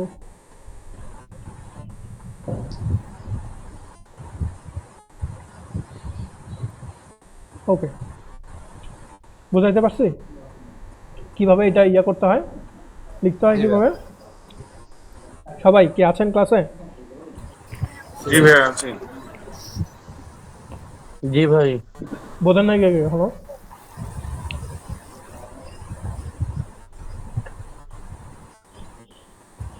console.log লিখতে হয়, তারপরে দুই পাশে দুইটা প্যারেনথেসিস দিতে হয়, এবং এই পাশে কোটেশন কেন দিলাম এটা আমাদের এখন বোঝার দরকার নাই। জাস্ট জেনে রাখেন যে এইভাবে মাঝখানে কিছু একটা দিলে আমরা মাঝখানে যেটাই দিব সেটার আউটপুটটা আমরা এখানে দেখতে পারবো। লেটস সে আপনি কনসোল ডট, এই যে কনসোল মানে এটা, এই যে আমাদের এটা কনসোল, এই যে এখানে প্রিন্ট করব এই জায়গায়। এটা একটা কিওয়ার্ড, যে কিওয়ার্ডটা ব্যবহার করে আপনি কনসোলে প্রিন্ট করাইতে পারবেন। তার মধ্যে একটা হচ্ছে console.log। এখন আপনি দেখেন এই হ্যালো ওয়ার্ল্ডটা আপনি কনসোলে প্রিন্ট করবেন না, আপনি হ্যালো ওয়ার্ল্ডটা, হ্যাঁ বুঝি নাই। প্রিন্ট মানে এই যে আউটপুটটা আমরা দেখতে পাচ্ছি, আউটপুট মানে প্রোগ্রামিংয়ে এটা কোনো কিছু আউটপুট দেখানোটা প্রিন্ট বলা হয়। প্রিন্ট করা, এই যে আমরা প্রিন্ট করে দিলাম, এইখানে লিখছি সেটা আমাদের এখানে প্রিন্ট হয়ে গেছে, ব্যাপারটা এটাই। হ্যাঁ, আচ্ছা, এখন দেখেন এই যে কনসোলে না লিখে, এখন যদি আমি কনসোলে না দেখাইতে চাই, আমি জিনিসটাকে একটা অ্যালার্টের মাধ্যমে দেখাবো। আমি এখানে লিখতে পারি অ্যালার্ট, এটাও একটা কিওয়ার্ড, আপনি এটার মধ্যে আবার লিখেন হ্যালো ওয়ার্ল্ড। এখন জাভাস্ক্রিপ্ট কি করবে আপনাকে, এবং অবশ্যই একটা সেমিকোলন দিতে হবে। হ্যাঁ, তো আমি এটা আরও বলে দিব, আরও জাস্ট আমি আউটপুটটা আগে দেখাচ্ছি। হ্যালো ওয়ার্ল্ড যখন আপনি লিখছেন এখানে অ্যালার্টের মধ্যে, এবার আমরা কনসোল ডট ইউজ করছি না, এবার আমরা ইউজ করছি অ্যালার্ট। এবার দেখেন আপনার ব্রাউজার আপনাকে একটা অ্যালার্ট দিচ্ছে, দেখেন অ্যালার্ট, সেখানে হ্যালো ওয়ার্ল্ড লেখা, ওকেতে ক্লিক করলে চলে যাবে। আবার আপনি রিফ্রেশ করেন, এই যে আবার একটা অ্যালার্ট দিচ্ছে, ওই অ্যালার্টটাই প্রত্যেক রিফ্রেশেই দিবে। হ্যাঁ, প্রত্যেক রিফ্রেশে আপনাকে এই অ্যালার্টটা দিচ্ছে। তো এটা একটা ওয়ে। এবার আপনি চাচ্ছেন আপনার এই জায়গাটাতে লিখবেন, তো আমি এখানে লিখতে পারি, সেটা হচ্ছে ডকুমেন্ট ডট, মানে আমি কি বলেছিলাম যে আমার HTML ফাইল কি একটা ডকুমেন্ট, এটা সব সময় মনে রাখবেন। ডকুমেন্ট, আমার HTML ফাইল অলওয়েজ একটা ডকুমেন্ট, সেই জন্য আমরা বলে রাখছি যে doc type, right? Document type কি HTML, জি। তো ডকুমেন্ট, কিন্তু এটা সব সময় খেয়াল রাখবেন, এটা যাতে না ভুলে যান। দরকার হলে মুখস্থ করে ফেলেন যে HTML একটা ডকুমেন্ট, ডকুমেন্ট ডট রাইট। এখন আপনি লিখেন ডকুমেন্ট ডট রাইট, মানে আমরা ডকুমেন্টের মধ্যে কিছু একটা রাইট করতে চাই। তো আমি এখানে লিখলাম হ্যালো। এবার দেখেন আমার HTML এর মধ্যে এইখানে রাইট হয়ে গেল। এবং এটা আমরা কি দিয়ে করলাম? আমরা এটা জাভাস্ক্রিপ্ট দিয়ে করলাম। আপনি HTML এ কিছুই লেখেন নাই, দেখেন HTML আপনি কিছুই লেখেননি, আপনি এটা জাভাস্ক্রিপ্ট দিয়ে লিখছেন। So that's the beauty of JavaScript. মানে আপনি যদি HTML নাও লিখেন, আপনি জাভাস্ক্রিপ্ট দিয়েই সব কিছু করে ফেলতে পারবেন। আপনি CSS ও লিখতে পারবেন জাভাস্ক্রিপ্ট দিয়ে। That's so great. জাভাস্ক্রিপ্ট কিন্তু অনেক পাওয়ারফুল একটা প্রোগ্রামিং ল্যাঙ্গুয়েজ। ওকে, সো আমরা মোটামুটি 3টা ওয়ে দেখলাম, যে একটা কনসোলে প্রিন্ট করা যায়, একটা অ্যালার্টে প্রিন্ট করা যায়, আর একটা হচ্ছে ডকুমেন্ট ডট রাইটে প্রিন্ট করা যায়, যেটা হচ্ছে আমাদের ওয়েব আমাদের যে ব্রাউজারে যে আমরা আউটপুট যেখানে এতদিন দেখতাম সেখানেও প্রিন্ট করা যায়। সো আমরা মোস্ট অফ দ্য টাইম কনসোলেই প্রিন্ট করে আমাদের আউটপুটগুলো দেখব। হ্যাঁ, এইখানে কখন প্রিন্ট করব বা এইখানে আসলে কিভাবে এক্সিকিউট করব সেটা আমরা পরে জানবো। বাট এখন আপাতত আমরা যেহেতু একটু আপনাকে প্রোগ্রামিং ল্যাঙ্গুয়েজটা যখন আপনি নিয়ে কাজ করবেন তখন একটু আপনাকে ম্যাথমেটিক্যালি জিনিসগুলো একটু বোঝা লাগবে। যেমন ম্যাথমেটিক্যাল বলতে ব্যাপারটা এমন না যে আপনাকে খুব একদম সেই লেভেলের ম্যাথ জানতে হবে, ব্যাপারটা এমন না। বেসিক যে ম্যাথ, যোগ বিয়োগ গুণ ভাগ বা আপনার ফ্র্যাকশন বা ধরেন আপনার মড বের করা, হ্যাঁ, তো এই বেসিক জিনিসগুলো হচ্ছে আপনাকে জানতে হবে। বাট হ্যাঁ, আপনি যদি ইনডেক্স নাম্বারটা মনে রাখতে হবে। ইন্ডেক্স তো ওটা ডিফারেন্ট জিনিস। তো এই জিনিসগুলো হচ্ছে আমাদের জানতে হবে। এবং আরেকটা জিনিস হচ্ছে যে হ্যাঁ, আপনি যদি প্রোগ্রামিং ল্যাঙ্গুয়েজ দিয়ে ডেটা অ্যানালাইসিস করতে যান সেই ক্ষেত্রে আপনাকে ভালো ম্যাথ জানতে হবে, হ্যাঁ, বা আপনাকে ভালো অ্যালগোরিদম জানতে হবে। তো অ্যালগোরিদম এগুলো নিয়ে আমরা অন্যদিন কথা বলবো। ডেটা স্ট্রাকচারটাও জানতে হবে। তো এই জিনিসগুলো হচ্ছে আপনার জানতে হবে। এবং আপনি যদি আরও ধরেন যে আপনি প্রোগ্রামিং কন্টেস্ট করতে চান, শুধুমাত্র programming related contest, not web development, সেই ক্ষেত্রে আপনাকে ম্যাথটা ভালো করে মূলত জানতে হবে। ল্যাঙ্গুয়েজের মূল মন্ত্রই তো হচ্ছে ডাটা স্ট্রাকচার আর অ্যালগরিদম। হ্যাঁ, এটাই। তো সেই ক্ষেত্রে আপনাকে ম্যাথ জানতে হবে। যেহেতু আমরা ওয়েব ডেভেলপমেন্টে আছি, আমাদের ম্যাথটা ওই লেভেলে লাগবে না। রেগুলার যে ম্যাথগুলো আপনি করেন সেই ধরনের, ধরেন আপনি একটা প্রোডাক্ট কিনলেন, এই প্রোডাক্টটা কিনলে কি হবে, আমার যে প্রাইসটা সেটা একটা কোথাও অ্যাড হবে, আপনি আবার হয়তো বা প্রোডাক্টটাকে ডিলিট করে দিলেন, তাহলে আপনার প্রাইসটা হয়তো বা ওখান থেকে কমে গেল।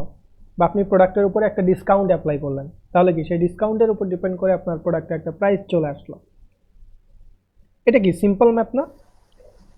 জি, এই ধরনের ম্যাথগুলোই আর কি আমাদের জাভাস্ক্রিপ্ট বা আমাদের ওয়েব ডেভেলপমেন্টে আর কি থাকবে। সো গুণ ভাগ যোগ বিয়োগ মড, হ্যাঁ, এই ধরনের তবে অনেক জিনিসগুলো থাকবে। ক্রিটিক্যাল সফটওয়্যার সলিউশনের জন্য মনে হয় ভালোই লাগবে। এটা তো ডিপেন্ড করবে আপনার সফটওয়্যার হ্যাঁ। সলিউশন, আপনার সফটওয়্যার সলিউশনটা কেমন। আপনার সফটওয়্যার সলিউশন যদি অ্যাকাউন্ট ম্যানেজমেন্টের মতো সিস্টেম হয় তাহলে ওইখানে হ্যাঁ। আপনাকে হিউজ পরিমাণে ম্যাথ ইমপ্লিমেন্ট করতে হবে, জি ভাই, তাই এটাই। না? সো এটা ডিপেন্ড তখন ভালো করবে, algorithm তখন না আপনাকে হলে কাজ ভালো করবে না। অ্যালগোরিদম বা আপনাকে ওই অ্যাকাউন্ট ম্যানেজমেন্টের যেই আপনার নলেজগুলো সেগুলো আপনার জানতে হবে, যে কি তাহলেই তো আপনি ইমপ্লিমেন্ট করতে পারবেন, রাইট? তো জি, আচ্ছা, তো এই হচ্ছে। বাট ইনিশিয়াল অবস্থায় বা ইনিশিয়াল স্টেটে আমরা হচ্ছে বেসিক ম্যাথ দিয়ে শুরু করি, দেন আপনি আস্তে আস্তে আস্তে আস্তে অ্যাটলিস্ট বুঝতে হবে যে ম্যাথগুলোকে আমরা কিভাবে ইমপ্লিমেন্ট করতে পারি। দেন একবার যদি আপনি কিভাবে সিনট্যাক্সটা কাজ বুঝে করতেছে যান, আর কি। হ্যাঁ, সিনট্যাক্সটা বুঝে যান, দেন আপনি পরে যে কোনো ধরনের আপনি যে কোনো ধরনের কনসেপ্ট শিখেই সেটাকে অ্যাপ্লাই করতে পারবেন। আচ্ছা, যাই হোক, সো আমরা কি বললাম, আমরা এখন কনসোলে প্রিন্ট করব। আচ্ছা, এবার আসেন আমরা এখন ভ্যারিয়েবল নিয়ে শিখি। আচ্ছা, সো জাভাস্ক্রিপ্টে ভ্যারিয়েবল লেখার জন্য আপনাকে সর্বপ্রথম যে কিওয়ার্ডটা ইউজ করতে হয়, নর্মালি ভ্যারিয়েবল হচ্ছে লেখার জন্য 3 ধরনের কিওয়ার্ড ইউজ করতে হয়। একটা হচ্ছে var, একটা হচ্ছে let, আর একটা হচ্ছে const। আচ্ছা, এটাকে যদি আমরা বলি var, বোঝাই যাচ্ছে ভ্যারিয়েবলের সংক্ষিপ্ত রূপ, সেটা হচ্ছে var। আর একটা হচ্ছে let একটা কিওয়ার্ড যেটা হচ্ছে আপনার ES6 বা জাভাস্ক্রিপ্টের লেটেস্ট যে ভার্সনটা আছে সেটাতে ইন্ট্রোডিউস করা হয় let। এটার কি কাজ এটা আমরা একটু পরে দেখছি। আর একটা হচ্ছে কনস্টটা কি, মানে কনস্ট্যান্ট, মানে এইখানে যে ভ্যারিয়েবলগুলো আমরা লিখবো এই কিওয়ার্ডটা লেখার পর সেটার মানটা চেঞ্জ হবে না। যেমন ধরেন যে পাইয়ের মান জানেন আপনারা, পাইয়ের একটা কিন্তু মান আছে 3.1416, 3 পয়েন্ট। 3.1416 হ্যাঁ, বা তো এই 15 পাইয়ের মানটা কিন্তু একটা ধ্রুব সংখ্যা, রাইট? আপনাকে যদি বলা হয় যে পাইয়ের মান দিয়ে কিছু একটা গুণ করে, আপনাকে বললো পাইয়ের মান, আপনি কিন্তু জানেন এটা কিন্তু একটা কনস্ট্যান্ট মান, এটা আপনি চেঞ্জ করতে পারবেন না। 3.1416 দিয়ে আপনি এটাকে গুণ করতে হবে। আর কনস্ট তো মূলত একবার ইউজ করা যায় একটা ভাই জায়গায়। আমরা এইটাতে পরে আসছি একবার ইউজ করা যায় কিনা, বাট আমরা আগে কনস্টটা বুঝি যে ধ্রুব সংখ্যা কি সেটা আগে বুঝি, তাই না? যে ধ্রুব সংখ্যার জিনিসটা কি বা কনস্ট্যান্ট, যেটাকে আসলে চেঞ্জ করা যাবে না। সো ভ্যারিয়েবল লিখে, এটাও কিন্তু একটা ভ্যারিয়েবল, হ্যাঁ আমরা বলছি ভ্যারিয়েবল, কিন্তু এই ভ্যারিয়েবলের মানটা আমরা চেঞ্জ করব না। মানে কোনো একটা ভ্যারিয়েবলের মান যদি আপনি চেঞ্জ করতে না চান বা চেঞ্জ করার দরকার না হয়, সেই ক্ষেত্রে আমরা সেটা কনস্ট কিওয়ার্ড দিয়ে লিখি। তো এটা আমরা একটু পরে দেখছি, তার আগে আমরা এই তিনভাবে লেখা যায়। তো আমরা প্রথমে একটা ভ্যারিয়েবল লিখব, ভ্যারিয়েবলের মান চেঞ্জ করা যায়। তো আমি প্রথমে আপনাকে যে কাজটা করতে হবে, var লিখতে হবে, এটা একটা কিওয়ার্ড, এটা লিখতে হবে। ভ্যারিয়েবল যখনই আপনি লিখছেন তখনই তার আগে var দিতে হবে, মানে var। আচ্ছা, এরপর আমরা কি বলেছিলাম, ভ্যারিয়েবল, এবং ভ্যারিয়েবলের একটা নাম থাকে। লেটসে আপনি এখানে লিখলেন বাস্কেট, বা কিছু একটা, ধর আমি বাংলায় লিখলাম ঝুড়ি, এবং ছোট হাতে লিখতে পারেন ঝুড়ি। হ্যাঁ, এই ঝুড়ির মধ্যে আপনি কিছু একটা রাখলেন, ধরেন যে আপনি এখানে 2টা আপেল রাখছেন, আপনি শুধু 2 রাখলেন এবং আপনি কমা দিয়ে শেষ করলেন। আচ্ছা, এটা খুব একটা আচ্ছা এইভাবে লিখলাম, ধরেন এটা। তো এইটা কি, এই একটা ভ্যারিয়েবল আমরা লিখছি, যেহেতু আমরা ভ্যারিয়েবল লিখবো অবশ্যই আমাকে var কিওয়ার্ডটা ইউজ করতেই হবে, এটা আপনাকে মনে রাখতেই হবে। আচ্ছা, এরপরে নাম, নাম আপনি যা ইচ্ছা তাই দিতে পারেন, বাট ভ্যারিয়েবলের নাম আপনি কখনোই নাম্বার দিয়ে শুরু করবেন না। নাম্বার দিলে এরকম একটা এরর চলে আসবে, দেখেন এই যে একটা এরর চলে আসছে এখানে, এবং আপনাকে জাভাস্ক্রিপ্ট বা আমরা যে কোড এডিটর ইউজ করছি সেই কোড এডিটর কিন্তু আমাদের এররটা এখানে দেখিয়ে দিচ্ছে। তো আমি বলেছিলাম যে এইখানে যদি আপনি কোনো কিছু ভুল লিখেন যেটা আসলে ওদের রুলসের বাইরে, তাহলে আপনি একটা এরর চলে আসবে এখানে। এবং প্রোগ্রামিং ল্যাঙ্গুয়েজের মোস্ট অফ দ্য টাইমেই এই ধরনের কিছু রুলস থাকে, সব প্রোগ্রামিং ল্যাঙ্গুয়েজের রুলস আছে। তো আপনি ভ্যারিয়েবলের নাম কখনোই নাম্বার দিয়ে শুরু করবেন না, আপনি নাম্বারটাকে পরে ইউজ করতে পারেন, তাতে কোনো সমস্যা নেই। বা আপনি নাম্বারটাকে আলাদা করার জন্য একটা আন্ডারস্কোর ইউজ করতে পারেন, অথবা আপনার এই সমস্ত কিছু যদি অন্যরকম মনে হয়, আপনি ধরেন এখানে এইভাবে লিখলেন, এইভাবে লিখি বাস্কেট। ওকে, আমরা এটা ইয়াটাকে ঠিক করে দিই, বাস্কেট। ওকে, সো এটা আপনি একটা লিখলেন, এবং এটার মধ্যে ধরেন আপনি একটা কিছু লিখলেন, যে এটার মধ্যে আপনি রাখলেন ধরেন কি রাখলেন, ধরেন যে আম রাখলেন বা ম্যাঙ্গো রাখলেন, এবং অবশ্যই এটা রাখার পর আপনাকে সেমিকোলন দিয়ে শেষ করতে হবে। তো আমরা এইভাবে লিখতে পারি। সো আমরা একটা ম্যাথমেটিক্যাল কিছু একটা করি, তাহলে জিনিসটা বোঝাতে সুবিধা হবে। সেক্ষেত্রে আমি এক এক করে টাইপগুলোকেও দেখিয়ে যাইতে পারবো।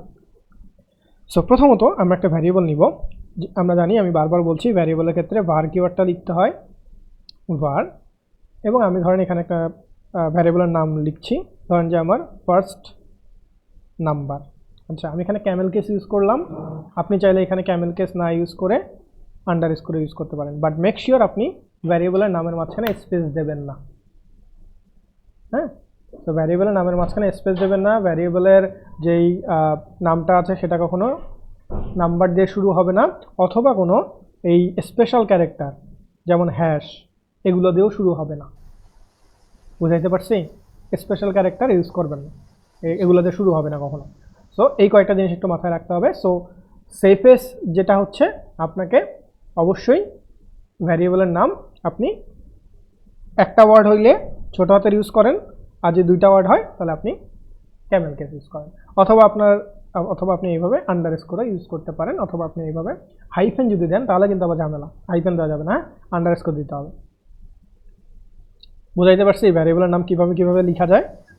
সো আপনি যদি একটাতে ঠিক থাকতে চান তাহলে আমি বলবো আপনি হয় আন্ডারস্কোর ইউজ করেন, অথবা আপনি ক্যামেল কেস ইউজ করেন ভ্যারিয়েবল নামের ক্ষেত্রে।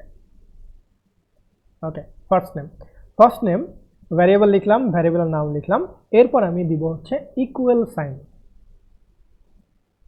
এরপর আমি বলে দিব আমার এই ভ্যারিয়েবলটার মধ্যে কি থাকবে। আমি ফার্স্ট নেম লিখলাম না, আমি এখানে লিখি ফার্স্ট নাম্বার,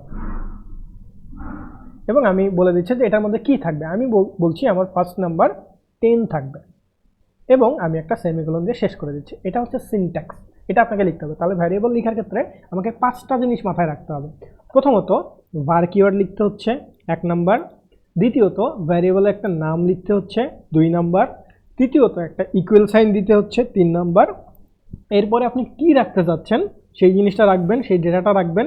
হইতে পারে সেটা টেক্সট হইতে পারে সেটা নাম্বার, হইতে পারে আরও ডিফারেন্ট কিছু, বা টাইপগুলো আমি একটু পরে বলছি। বা ধরেন আমরা এখানে একটা কিছু রেখেছি, একটা ডেটা রেখেছি, যেটাই রাখেন সেটা একটা ডেটা। এবং তাহলে কি হলো, একটা, এটা হলো দুইটা, ইকুয়াল সাইন হলো তিনটা, ভ্যারিয়েবল রাখা হলো চারটা, ভ্যারিয়েবলটার যেটা রাখলাম ডেটাটা রাখা চারটা, এবং ফাইনালি সেমিকোলন দিয়ে শেষ করা হচ্ছে পাঁচটা। তার মানে এই পাঁচটা জিনিস আপনাকে অবশ্যই একটা ভ্যারিয়েবল লেখার ক্ষেত্রে মনে রাখতে হবে। বুঝাইতে পারছি? আচ্ছা, এখন এইখানে আপনাদের প্রথম অবস্থায় একটা কনফিউশন আসে, সেটা হচ্ছে ফার্স্ট নাম্বার ইকুয়াল 10 মানে কি? ফার্স্ট নাম্বার কি 10-এর সমান? ব্যাপারটা কিন্তু এমন না। এইখানে প্রোগ্রামিং ল্যাঙ্গুয়েজে ইকুয়াল মানে আপনি এই 10 যেই ডেটাটা আছে সেইটা আসলে এই ফার্স্ট নাম্বারের মধ্যে রেখেছেন। আপনি যদি এটাকে ঝুড়ি চিন্তা করেন, এটাকে যদি একটা ডিম চিন্তা করেন, আপনি ডিমটা ঝুড়ির মধ্যে রেখেছেন। পরবর্তীতে আপনি যদি ঝুড়িটা টান দেন তাহলে কি আপনার সাথে ডিমটা চলে আসবে না? জি। সহজ কথা, একদম সহজভাবে বুঝাইলাম। বলেন কি কনসেপ্ট, আপনাদের কনসেপ্টে কি বলে? আপনি একটা ঝুড়ির মধ্যে আপনি আম রেখেছেন, আপনি ঝুড়িটা টান দিলেন, ঝুড়িটা ধরে টান দিলেন, কি আসবে? আমটাই তো আসবে, রাইট? জি, আম আচ্ছা, সহ আসবে। আম সহই আসবে। তো দেখেন, আমি এইটার ইকুয়াল মানে ম্যাথমেটিক্যালের ওই ইকুয়াল না যে ফার্স্ট চাইলে আমরা নাম্বার ঝুড়িও আনতে পারি সমান আর কি। সমান, হ্যাঁ, ফার্স্ট নাম্বার সমান সমান 10, ব্যাপারটা কিন্তু এমন না যে এখানে যদি আমরা ম্যাথমেটিক্যালি ওইভাবে চিন্তা করি যে ফার্স্ট নাম্বার আর 10 ওরা হচ্ছে সমান, ব্যাপারটা কিন্তু এমন নয়। এখানে বারবার বলছি এটা কিন্তু এমন নয়। এটার মানে হচ্ছে প্রোগ্রামিং ল্যাঙ্গুয়েজে আপনি 10 যেটা সেটাকে ফার্স্ট নাম্বারের মধ্যে রেখেছেন, স্টোর করে রেখেছেন, জমা রাখছেন। বা ভ্যালু অ্যাসাইন করছি আর কি। এত কঠিন ল্যাঙ্গুয়েজে যাচ্ছি না, আমি আরো সহজভাবে বলছি। ওয়েট, এখানে সব ধরনের মানুষই আছে যারা একদম প্রোগ্রামিং ল্যাঙ্গুয়েজ জানে না। তো ভ্যালু অ্যাসাইন এই জিনিসগুলো আসলে অনেকেই আচ্ছা, এটা আস্তে আস্তে ঠিক হয়ে যাবে। হ্যাঁ, তো আমি যেটা বলছি যে স্টোর করে রাখছি, জমা রাখছি। এখন যদি আমি কনসোল ডট লগে দেখতে চাই আমি কত রেখেছি, তাহলে আমি এখানে লিখবো কনসোল ডট লগ, এবং এর মধ্যে আমি কি বলেছিলাম যে ঝুড়িকে টান দিলে তার নাম্বারটা চলে আসবে। হ্যাঁ, তো এই ফার্স্ট নাম্বারটাকে যদি এখন আমি লিখি ফার্স্ট নাম্বার, তাহলে আমরা, এবং অবশ্যই সেমিকোলন দিয়ে শেষ করতে হবে, কনসোল ডট লগ, যেটা আমরা প্রিন্ট করব। কোথায় প্রিন্ট করব? কনসোলে প্রিন্ট করব। এবং কনসোলে প্রিন্ট করার জন্য কাকে প্রিন্ট করব? এই ফার্স্ট নাম্বারের মধ্যে কি লেখা আছে সেটা দেখার জন্য। তো ফার্স্ট নাম্বারের মধ্যে এটা, সেই জন্য আমি এখানে ফার্স্ট নাম্বার লিখলাম এবং এখানে সেমিকোলন দিয়ে শেষ করলাম। এবার যদি আমরা আমাদের আউটপুটটা দেখতে চাই এখানটাতে, এই যে আপনি এখানে দেখতে পাচ্ছেন 10 এইখানে দেখা যাচ্ছে, দেখতে পাচ্ছেন? এবং এটা কত নাম্বার লাইন থেকে আসছে দেখেন, স্ক্রিপ্ট ডট জেএস এর 3 নাম্বার লাইন থেকে, এবং আপনি 3 নাম্বার লাইনেই কিন্তু কনসোল ডট লগ করেছেন। এবং এখানে সে প্রতিটা লাইন কিন্তু এক এক করে এক্সিকিউট করে। দেখেন একের পরে দুইয়ে কিছু আপনি লেখেন না, এখানে একটা স্পেস ইউজ করছেন, আপনি 3 নাম্বারে দিয়েছেন। আপনি যদি কোথাও ইররও হয় আপনি সেটাও বুঝতে পারবেন। আপনি যদি এটাকে একটু উপরে উঠান, উপরে উঠায় এখানে দেখেন এই যে আপনি 2 নাম্বার লাইন থেকে কনসোল ডট করেছেন। এই যে প্রথমে এটা লিখেছেন এবং তার মধ্যে, তার মানে কি ফার্স্ট নাম্বার যখন আপনি প্রিন্ট করলেন সেটার অ্যান্সার কত আসলো? 10, রাইট? আচ্ছা, এবার আপনি ধরেন ভ্যারিয়েবলের মান নাকি চেঞ্জ করা যায়, তাহলে আমরা একটু দেখি। এই যে এবার ধরেন যে এই একটা ভ্যারিয়েবল, প্রথমে আমি এটাকে এই যে, আচ্ছা এখানে একটা কথা বলে নেই, যদি আপনি কোনো একটা ভ্যারিয়েবল এইভাবে দেন, ফার্স্ট নাম্বার লিখেন, লিখে এখানেই সেমিকোলন দেন, এটা মানে হচ্ছে আপনি ভ্যারিয়েবলটাকে অ্যাসাইন করেছেন, সরি ডিক্লেয়ার করেছেন। হ্যাঁ, আপনি ভ্যারিয়েবলটাকে ডিক্লেয়ার করেছেন, মানে আপনি ঘোষণা দিয়েছেন যে এটা আমার একটা ভ্যারিয়েবল।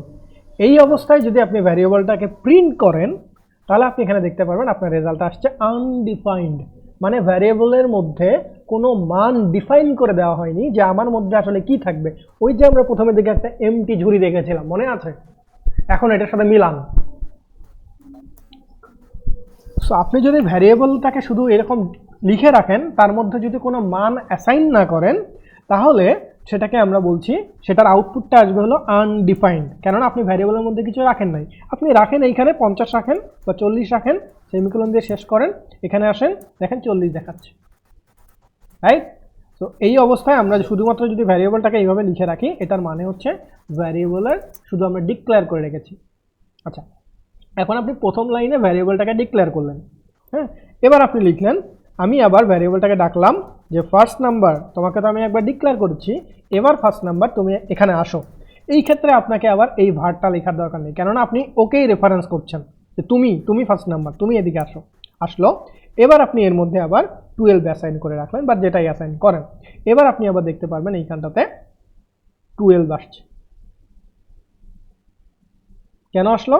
ওই যে প্রথমে ডিক্লেয়ার করলাম, তারপর সেটার মধ্যে আবার অ্যাসাইন করলাম। তো ডিক্লেয়ার আর অ্যাসাইনটা আমি 2 লাইনে করলাম। এই একই জিনিসটা আমরা চাইলে এইভাবে 1 লাইনেই করতে পারি। তো ভ্যারিয়েবল ডিক্লেয়ারও হইলো, ভ্যারিয়েবলের মধ্যে মানটাও অ্যাসাইন হইলো। সো আমরা এখানে 12 দেখতে পাচ্ছি। বুঝাইতে পারছি জিনিসটা? ডিফারেন্ট। এবং প্রোগ্রামিং ল্যাঙ্গুয়েজে আপনি একটা জিনিস মনে রাখবেন যে একই জিনিস ডিফারেন্ট ওয়েতে লেখা যায় এবং এক একজন প্রোগ্রামার এক একভাবে জিনিসটাকে লিখতে পারে। তো আপনি হয়তো এখন প্রথমে এতগুলো নিয়ম দেখলে আপনার নিজেরই মাথা ঠিক থাকবে না, সেই জন্য আমি অনেকগুলো নিয়ম একসাথে দেখিয়ে হাবিজাবি করব না, আমি হয়তো একটা বার দেখিয়ে দিব, but most of the time আমরা একটা সিকোয়েন্সেই যাব, যাতে করে আপনার ক্ষেত্রে জিনিসটা ইজি লাগে। পরবর্তীতে আপনি যদি কোথাও টিউটোরিয়াল আরও বেশি দেখেন, সেই ক্ষেত্রে আপনি হয়তো বা আরও জানতে পারবেন যে আচ্ছা জিনিসটাকে এইভাবেও লেখা যায়। বাট ব্যাপারটা এমন না যে আমি যেভাবে লিখছি ব্যাপার এটাই হচ্ছে এইভাবেই লিখতে হবে। হ্যাঁ, লিখতে হবে কাদের জন্য? যারা একদম প্রথম শিখছেন, তারা এইভাবেই লিখেন, তাহলে আপনাদের মাথাটা ঠিক থাকবে আর কি, বা প্রথম অবস্থায় হাবিজাবি লাগবে না। নাহলে এক এক জায়গায় কেউ এভাবে লিখছে, কেউ এইভাবে লিখছে, তখন আপনারা গুলিয়ে ফেলবেন। আগে একটাভাবে আগে রপ্ত করেন, তারপরে জিনিসটাকে আপনারা ডিফারেন্ট ওয়েতে আপনি লিখতে পারবেন। আচ্ছা এটাকে এতদিন তো এইভাবে লিখতাম, এটাকে কিন্তু এইভাবেও লেখা যায়। সো আমি যদি ক্লাসে নাও দেখাই, ব্যাপারটা এমন না যে আমি জানি না ব্যাপারটা যে এইভাবে লেখা যায়। হ্যাঁ, তো আপনারা এই ধরনের কোশ্চেন করবেন না, ভাই এটাকে তো এইভাবেও লেখা যায়। হ্যাঁ, অবশ্যই এইভাবে লেখা যায়, সেটা আপনার অ্যাপ্রোচ। আপনিও একজন ডেভেলপার হতে যাচ্ছেন, আপনিও একজন প্রোগ্রামার হতে যাচ্ছেন, এবং আমি যখন আপনাকে শেখাবো, আপনিও যদি আমার সাথে এসে কাজ করতে আসেন, দেখবেন যে আমি একই কোড, একই সব প্রবলেম আমরা সলভ করছি, আমি একটা উপায়ে করছি, আপনি আরেকটা উপায়ে করছেন। বুঝাইতে পারছি? প্রোগ্রামিং ল্যাঙ্গুয়েজে অলওয়েজ এটা হয়। এই জন্য আপনার যদি কোড কপিও করেন কারো কাছ থেকে, আমি সেটা ইজিলি ধরে ফেলতে পারবো। বিভিন্ন চেকার আছে, চেকার দিয়ে আমি ধরে ফেলতে পারবো যে আপনারা কারো কোড কপি করেছেন কিনা। কেননা আপনার যে কনসেপ্ট, আপনার যে আইডিয়া বা আপনার যে প্রোগ্রামিং সলভের যে আপনার যে ব্রেইনটা, সেটা আপনি আপনার মতো করে থিঙ্কিং করবেন, অন্য কোনো প্রোগ্রামার ওইভাবে সেটা ভাববে না। সো আপনি চিন্তা করেন যে আপনি ওইভাবে চিন্তা করছেন, সেও ওইভাবে চিন্তা করছেন, এটা আসলে হয় না। একটু না একটু হলেও চেঞ্জ থাকে, কোথাও না কোথাও চেঞ্জ থাকে, অ্যাপ্রোচটা ডিফারেন্ট থাকে। সো আপনি এই জন্য কখনোই কপি করবেন, এবং আপনি যদি কপি করেন কারো কোড, আপনি আসলে কিছু শিখতে পারবেন না। আপনার আসলে ওই চিন্তা করলে, ওই যে আমি বলেছিলাম যে মাথা ব্যথা উঠতে হবে চিন্তা করতে করতে, তবেই আপনি শিখতে পারবেন। ওই মাথা ব্যথা যতক্ষণ পর্যন্ত না উঠবে, ততক্ষণ পর্যন্ত বুঝতে হবে আপনি কিছু শিখছেন না, আপনি শুধু দেখে দেখে বসাচ্ছেন। তো দেখে দেখে বসিয়ে কিন্তু অনেক প্রজেক্টই করে ফেলা যায়। সেটা অবশ্যই করবেন, শেখার পরে আপনি হয়তো বা প্রথম অবস্থায় দেখে দেখে করবেন, এটা একটা অ্যাপ্রোচ। যে প্রথমে দেখে দেখে করলেন, তারপরে নিজে চিন্তা করে করে করলেন, তারপরে একদম না দেখে দেখে আপনি করলেন জিনিসটা। এবং আপনি যখন না দেখে করবেন, তখন একটু মাথা ব্যথা করবে, আচ্ছা এখনই তো দেখলাম, এখনই মনে হচ্ছে না কেন, এবং তখনই আপনার শেখাটা হবে। বুঝাইতে পারছি? সো আমি একটা অ্যাপ্রোচ দেখালাম, কেউ এভাবে লিখতে পারে, কেউ ওভাবে লিখতে পারে। আচ্ছা এবার আসেন, ভ্যারিয়েবলের মধ্যে আমরা একটা মান রেখেছি, এবং আমরা বলেছিলাম যে ভ্যারিয়েবলের মধ্যে মান নাকি আবার চেঞ্জ করা যায়, যে আমি ডিম রেখে আমি আবার সেটাতে টমেটো রাখতে পারি। তো দেখেন আমার এক্সামের মধ্যে এই যে ফার্স্ট নাম্বারের মধ্যে আমি একবার কত রেখেছিলাম? 12। এবার আমি পরের লাইনে এসে কি করলাম? ফার্স্ট নাম্বারটাকে আবার ডাকলাম, দেখে এবার আমি রেখে দিলাম 50 বা 400 বা 00, সেমিকোলন দিয়ে শেষ করলাম। আচ্ছা ওকে, এইখানে আচ্ছা 00 তো না, 0 কোনো কিছু না, তো 0। হ্যাঁ, তো 0 রাখলাম। তো এখন দেখেন, প্রথমে আপনি একটা ভ্যারিয়েবল লিখলেন যেটার মধ্যে আপনি মান রেখেছিলেন 12, এবং একটা কথা সবসময় মনে রাখবেন, JavaScript line by line execute করে। লাইন বাই লাইন মানে প্রথম লাইনটা আগে পড়বে, তারপরের লাইনটা পড়বে, তারপরের লাইনটা পড়বে। এই অবস্থায় আমাকে একটু বলুন তো, প্রথমে আমি ফার্স্ট নাম্বারের মধ্যে 12 রেখেছি, এবং এর পরের মধ্যে আমি ফার্স্ট নাম্বারের মধ্যে 0 রেখেছি, এবং তারপরে আমি ফার্স্ট নাম্বারটাকে প্রিন্ট করেছি, তাহলে আসলে আমার আউটপুটটা কত দেখানো উচিত? 0। আচ্ছা, এই যে 0 বললেন, এটা নিয়ে কি কারো কোনো কনফিউশন আছে? উনি অ্যান্সারটা ঠিক দিয়েছেন, হ্যাঁ ঠিকই দিয়েছেন, বাট আপনারা কেউ বুঝতে পারেননি এমন কেউ আছেন কিনা যে আমি বুঝি না এটা 0 কেন আসলো, 12 কেন আসলো না, বা 12 বা যে কোনো একটা কিছু জিজ্ঞাসা করেন আমাকে। ভাইয়া প্রথমত আমি ভ্যারিয়েবল ডিক্লেয়ার করছি, ওই যে মানে আমি একটু জানি দেখে আর কি বলতেছি, ভ্যারিয়েবল ডিক্লেয়ার করে আমি তো 12 বলছি, পরে তো এটাকে আবার কল করে আমি এটার ভ্যালুটা 0 অ্যাসাইন করে দিয়েছি, তখন নতুন যখন একটা আমি ভ্যালু, লগ দিয়েছিলাম তখন আগেরটা ভ্যালু কিন্তু মুছে গেছে। হ্যাঁ, তখন আমি নতুন আগেরটা মুছে গেছে, হ্যাঁ, এবং পরে যখন হচ্ছে কনসোল ডট লগ দিয়ে সেটা আমি যখন ইমিডিয়েট কনসোলে ভ্যালুটা পাবো। মানে হ্যাঁ হ্যাঁ ইমিডিয়েট মানে লাস্ট যে ভ্যালুটা মানে লাস্ট ইনপুট মানে ভ্যালুটা দেয়া আছে সেটাই আসবে। আপনি যেখানে কনসোল লগ করছেন, সেখান থেকে তার ইমিডিয়েট ভ্যালুটা পাবেন। তো আপনি যদি এখানে আবার লিখেন ফার্স্ট নাম্বার ইকুয়াল টু 3, তাহলে এখন আপনি আউটপুট কত পাবেন? 3 পাবো। 3 পাবেন। এবার যদি কনসোল লকটাকে আমি এখানে বসাই তাহলে আপনি কত পাবেন? 0। রাইট, কারণ ইমিডিয়েট, এই যে ইমিডিয়েট, রাইট, এই যে দেখেন 0 দেখাচ্ছে। আমরা একটু যাই আউটপুটটাতে, এই যে 0 দেখাচ্ছে। হ্যাঁ, তো এখন আপনি যদি কনসোল লক দুইবার লেখেন তাহলে এইখানে একটা দিলেন, এখানে একটা দিলেন, তাহলে আপনার আউটপুট কয়টা আসা উচিত? দুইটা, রাইট। তাহলে দুইটা, প্রথমটা 0 আর 3, রাইট, গুড, এই তো হয়ে গেছে।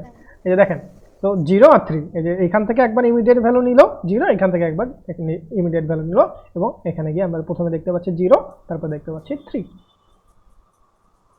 ওকে, সো বুঝতে পারছেন সবাই ভ্যারিয়েবল কিভাবে লিখতে হয়? জি ভাইয়া। ওকে, তো আমার মনে হয় না এখানে আর পেঁচানোর দরকার আছে, এখানে বেশি পেঁচাইলে আরও আপনারা গুলিয়ে ফেলবেন আর কি জিনিসগুলোকে। তো ভ্যারিয়েবলের মান চেঞ্জ করা যাচ্ছে। ওকে, আচ্ছা, এটা হচ্ছে একটা, হ্যাঁ বলেন। আচ্ছা ঠিক আছে, না ভাই আপনাকে না, কার সাথে কথা? সো এইটা হচ্ছে আমার ভ্যারিয়েবল লেখার সিনট্যাক্স, যেটা আমরা ভ্যারিয়েবল লিখতে পারি। এখন ধরেন আমি আরেকটা ভ্যারিয়েবল লিখছি, ভ্যারিয়েবল, এটা হচ্ছে নতুন আরেকটা ভ্যারিয়েবল। দেখেন এটার নাম আমি লিখলাম সেকেন্ড নাম্বার ইকুয়াল টু, আমি এটার মধ্যে রাখছি 14, দেখে শেষ করলাম, এবং সেকেন্ডের ডিটা আমি দিয়ে দিচ্ছি সেকেন্ড নাম্বার। ওকে, তো আমার এরকম মাঝে মধ্যে লিখতে গেলে, অনেক সময় খুব ফাস্ট লিখতে গেলে বা প্রোগ্রামিং করতে গেলে চিন্তা তো আপনার ডিফারেন্ট করতে হয়। অনেক সময় দেখা যায় যে ইংলিশে লিখতে গেলে বা কোনো একটা ভ্যারিয়েবলের নাম ঠিকঠাকভাবে লিখতে গেলে হয়তো বা স্পেলিং মিস্টেক হচ্ছে বা এই জায়গায় কিছু হচ্ছে, সেই জন্য আমি হচ্ছে একটা এক্সটেনশন ব্যবহার করি। এটা আমি আপনাদেরকে দেখিয়েছিলাম কিনা জানি না, তো সেটা হচ্ছে কোড স্পেল চেকার। সো কোথাও ভুল হয়ে গেলে আমাকে সে সাজেশন দিয়ে দেয়, আমি সেটাকে ধরেন যে সেকেন্ডের এটা লিখছি, তো এটা দিয়ে আমি ফিক্স করে ফেলি আর কি, তাড়াতাড়ি ফার্স্ট। হ্যাঁ, আচ্ছা, এই তাহলে আমার এখন যদি আমি কনসোল লক করি ফার্স্ট নাম্বার আর সেকেন্ড নাম্বার দুইবার যদি কনসোল লক করি, তাহলে আমি কত কত দেখতে পারবো? 12 14। আচ্ছা দেখেন, আমি এখানে লিখলাম কনসোল ডট লক, কনসোল লগের মধ্যে আমি প্রথমে লিখলাম ফার্স্ট নাম্বার, সেমিকোলন দিয়ে শেষ করলাম, এবং এরপরে আমি লিখলাম console dot lock second number. এখন আমার আউটপুট দেখেন সেমিকোলন দিয়ে শেষ করছি, মাথায় রাখবেন এই যে সেমিকোলন, অবশ্যই সেমিকোলন দিয়ে শেষ করবেন। আচ্ছা, ফার্স্ট নাম্বার সেকেন্ড নাম্বার, তাহলে আমার আউটপুটে আমি কি কি দেখতে পারবো? 12 14, রাইট। আচ্ছা, এই যে দেখেন যে এই যে কনসোল লগের মধ্যে, হ্যাঁ, তো এই যে কনসোল লগের মধ্যে আমরা ফার্স্ট নাম্বার লিখলাম, সেকেন্ড নাম্বার লিখলাম, এবং আমি যদি আরেকটা নাম্বার লিখি এখানে, সেটা হচ্ছে var থার্ড নাম্বার আমি 16 রাখলাম, এবং আমি আবার এখানে কনসোল লগটা লিখে এর মধ্যে ধরেন যে হয়তো বা লিখলাম থার্ড নাম্বার, রাইট। এখন আমরা আউটপুট কত দেখতে পারবো? 12 14। আচ্ছা, আমি এবার ধরেন যে কনসোল লগটাকে এখানে উঠাই দিলাম, এবার বলেন তো কত দেখতে পারবো? 12 16 14। গুড, হ্যাঁ, উল্টাপাল্টা করে দিলাম, একই। হ্যাঁ, প্রথমে এটা পড়বে, তো এটার মধ্যে যেটা আছে সেটা দেখাবে, তারপর থার্ডের মধ্যে যেটা আছে সেটা দেখাবে, এবং থার্ডের মধ্যে এটা আছে এটা দেখাবে, তারপর সেকেন্ডের মধ্যে এটা আছে এটা দেখাবে, রাইট। হ্যাঁ, ওই যে বললেন লাইন বাই লাইন। হ্যাঁ, লাইন বাই লাইন এক্সিকিউট করে, রাইট।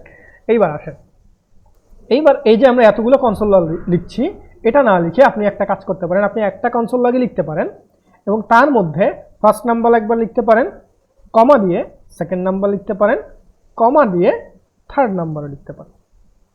তাহলেও আপনি আলটিমেটলি একটা কনসোলের মধ্যে আপনি তিনটার কাজ করে ফেলছেন। দেখেন, তারপরে ওই যে 12 14 16 পাশাপাশি চলে আসছে, হ্যাঁ, পাশাপাশি দেখাচ্ছে আর কি, কারণ কমা কমা দিয়ে আমরা লিখেছি। বুঝাইতে পারছি জিনিসটা?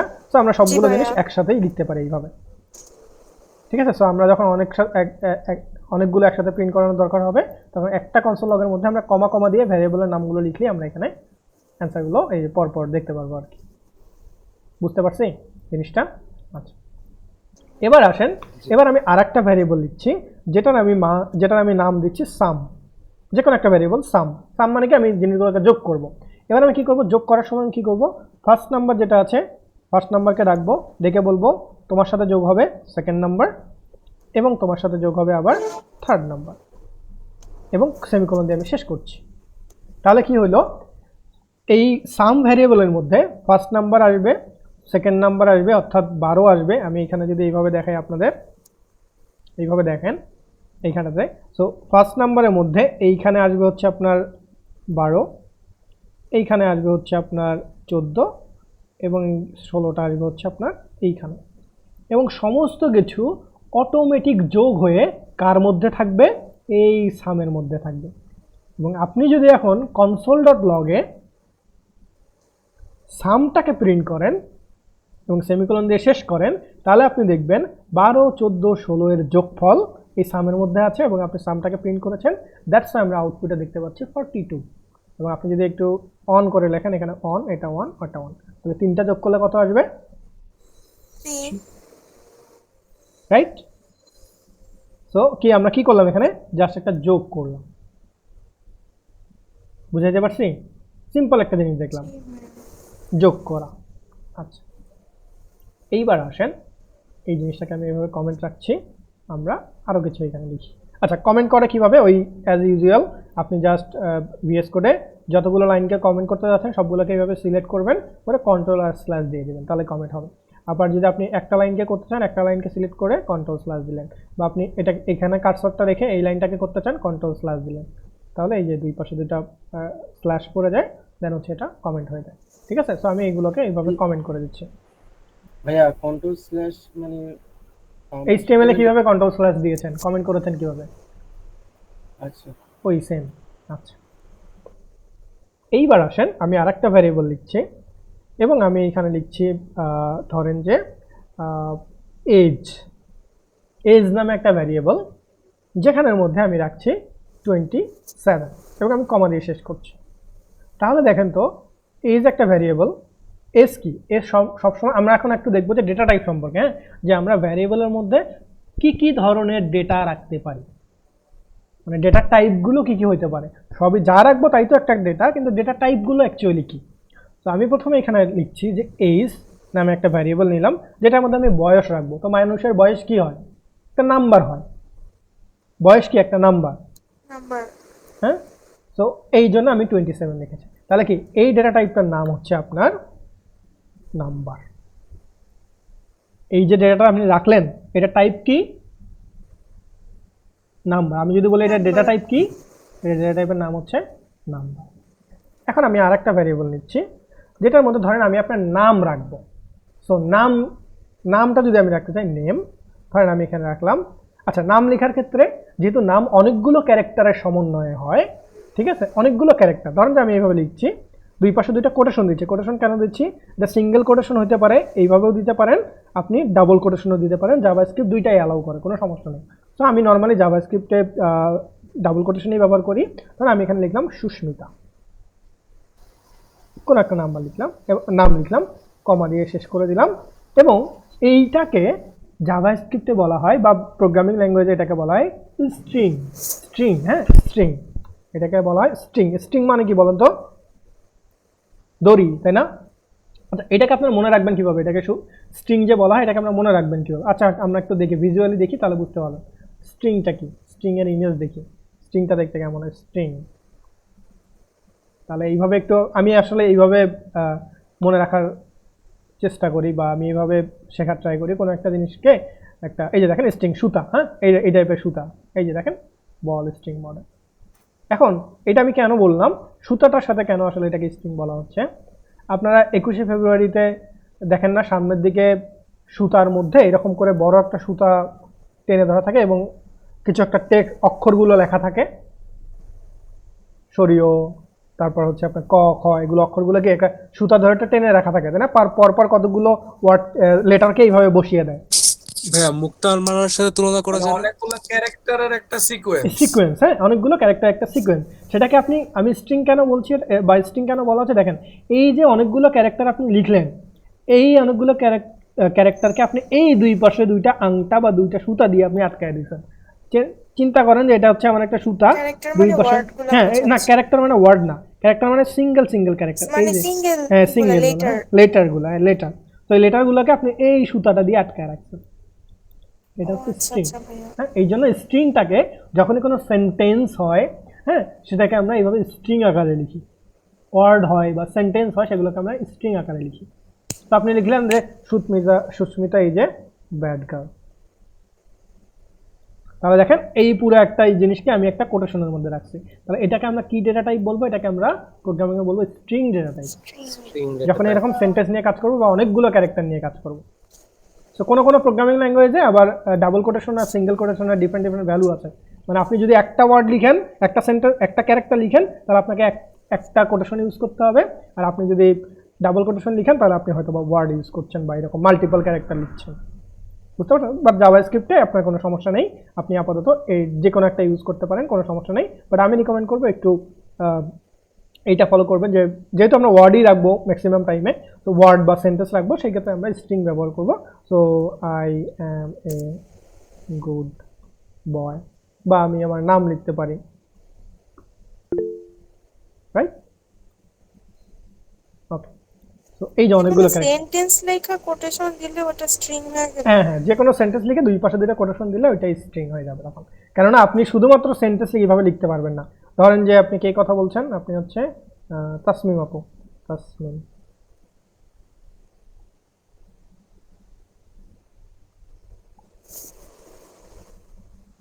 Web developer.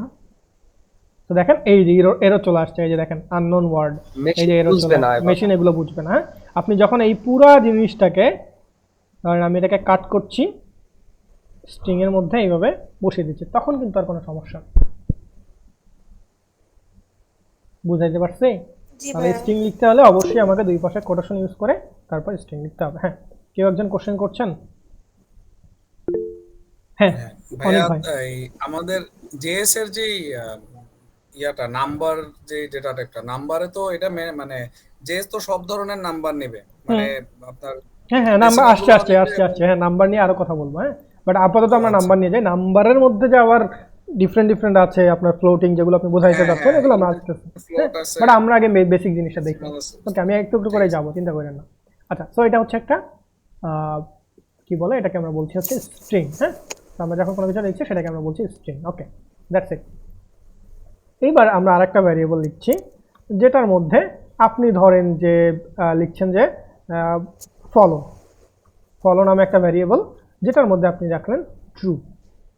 ট্রু মানে কি? আপনি কোথাও ফলো করেছেন কিনা। সো এটাকে প্রোগ্রামিংয়ে বলা হয় বুলিয়ান। হ্যাঁ, Boolean, Boolean data type. Boolean মানে কি? সত্য নাকি মিথ্যা, ট্রু আর ফলস। এটাখানে আপনি দুই ধরনের ভ্যালু রাখতে পারবেন, হয় ট্রু না হলে ফলস।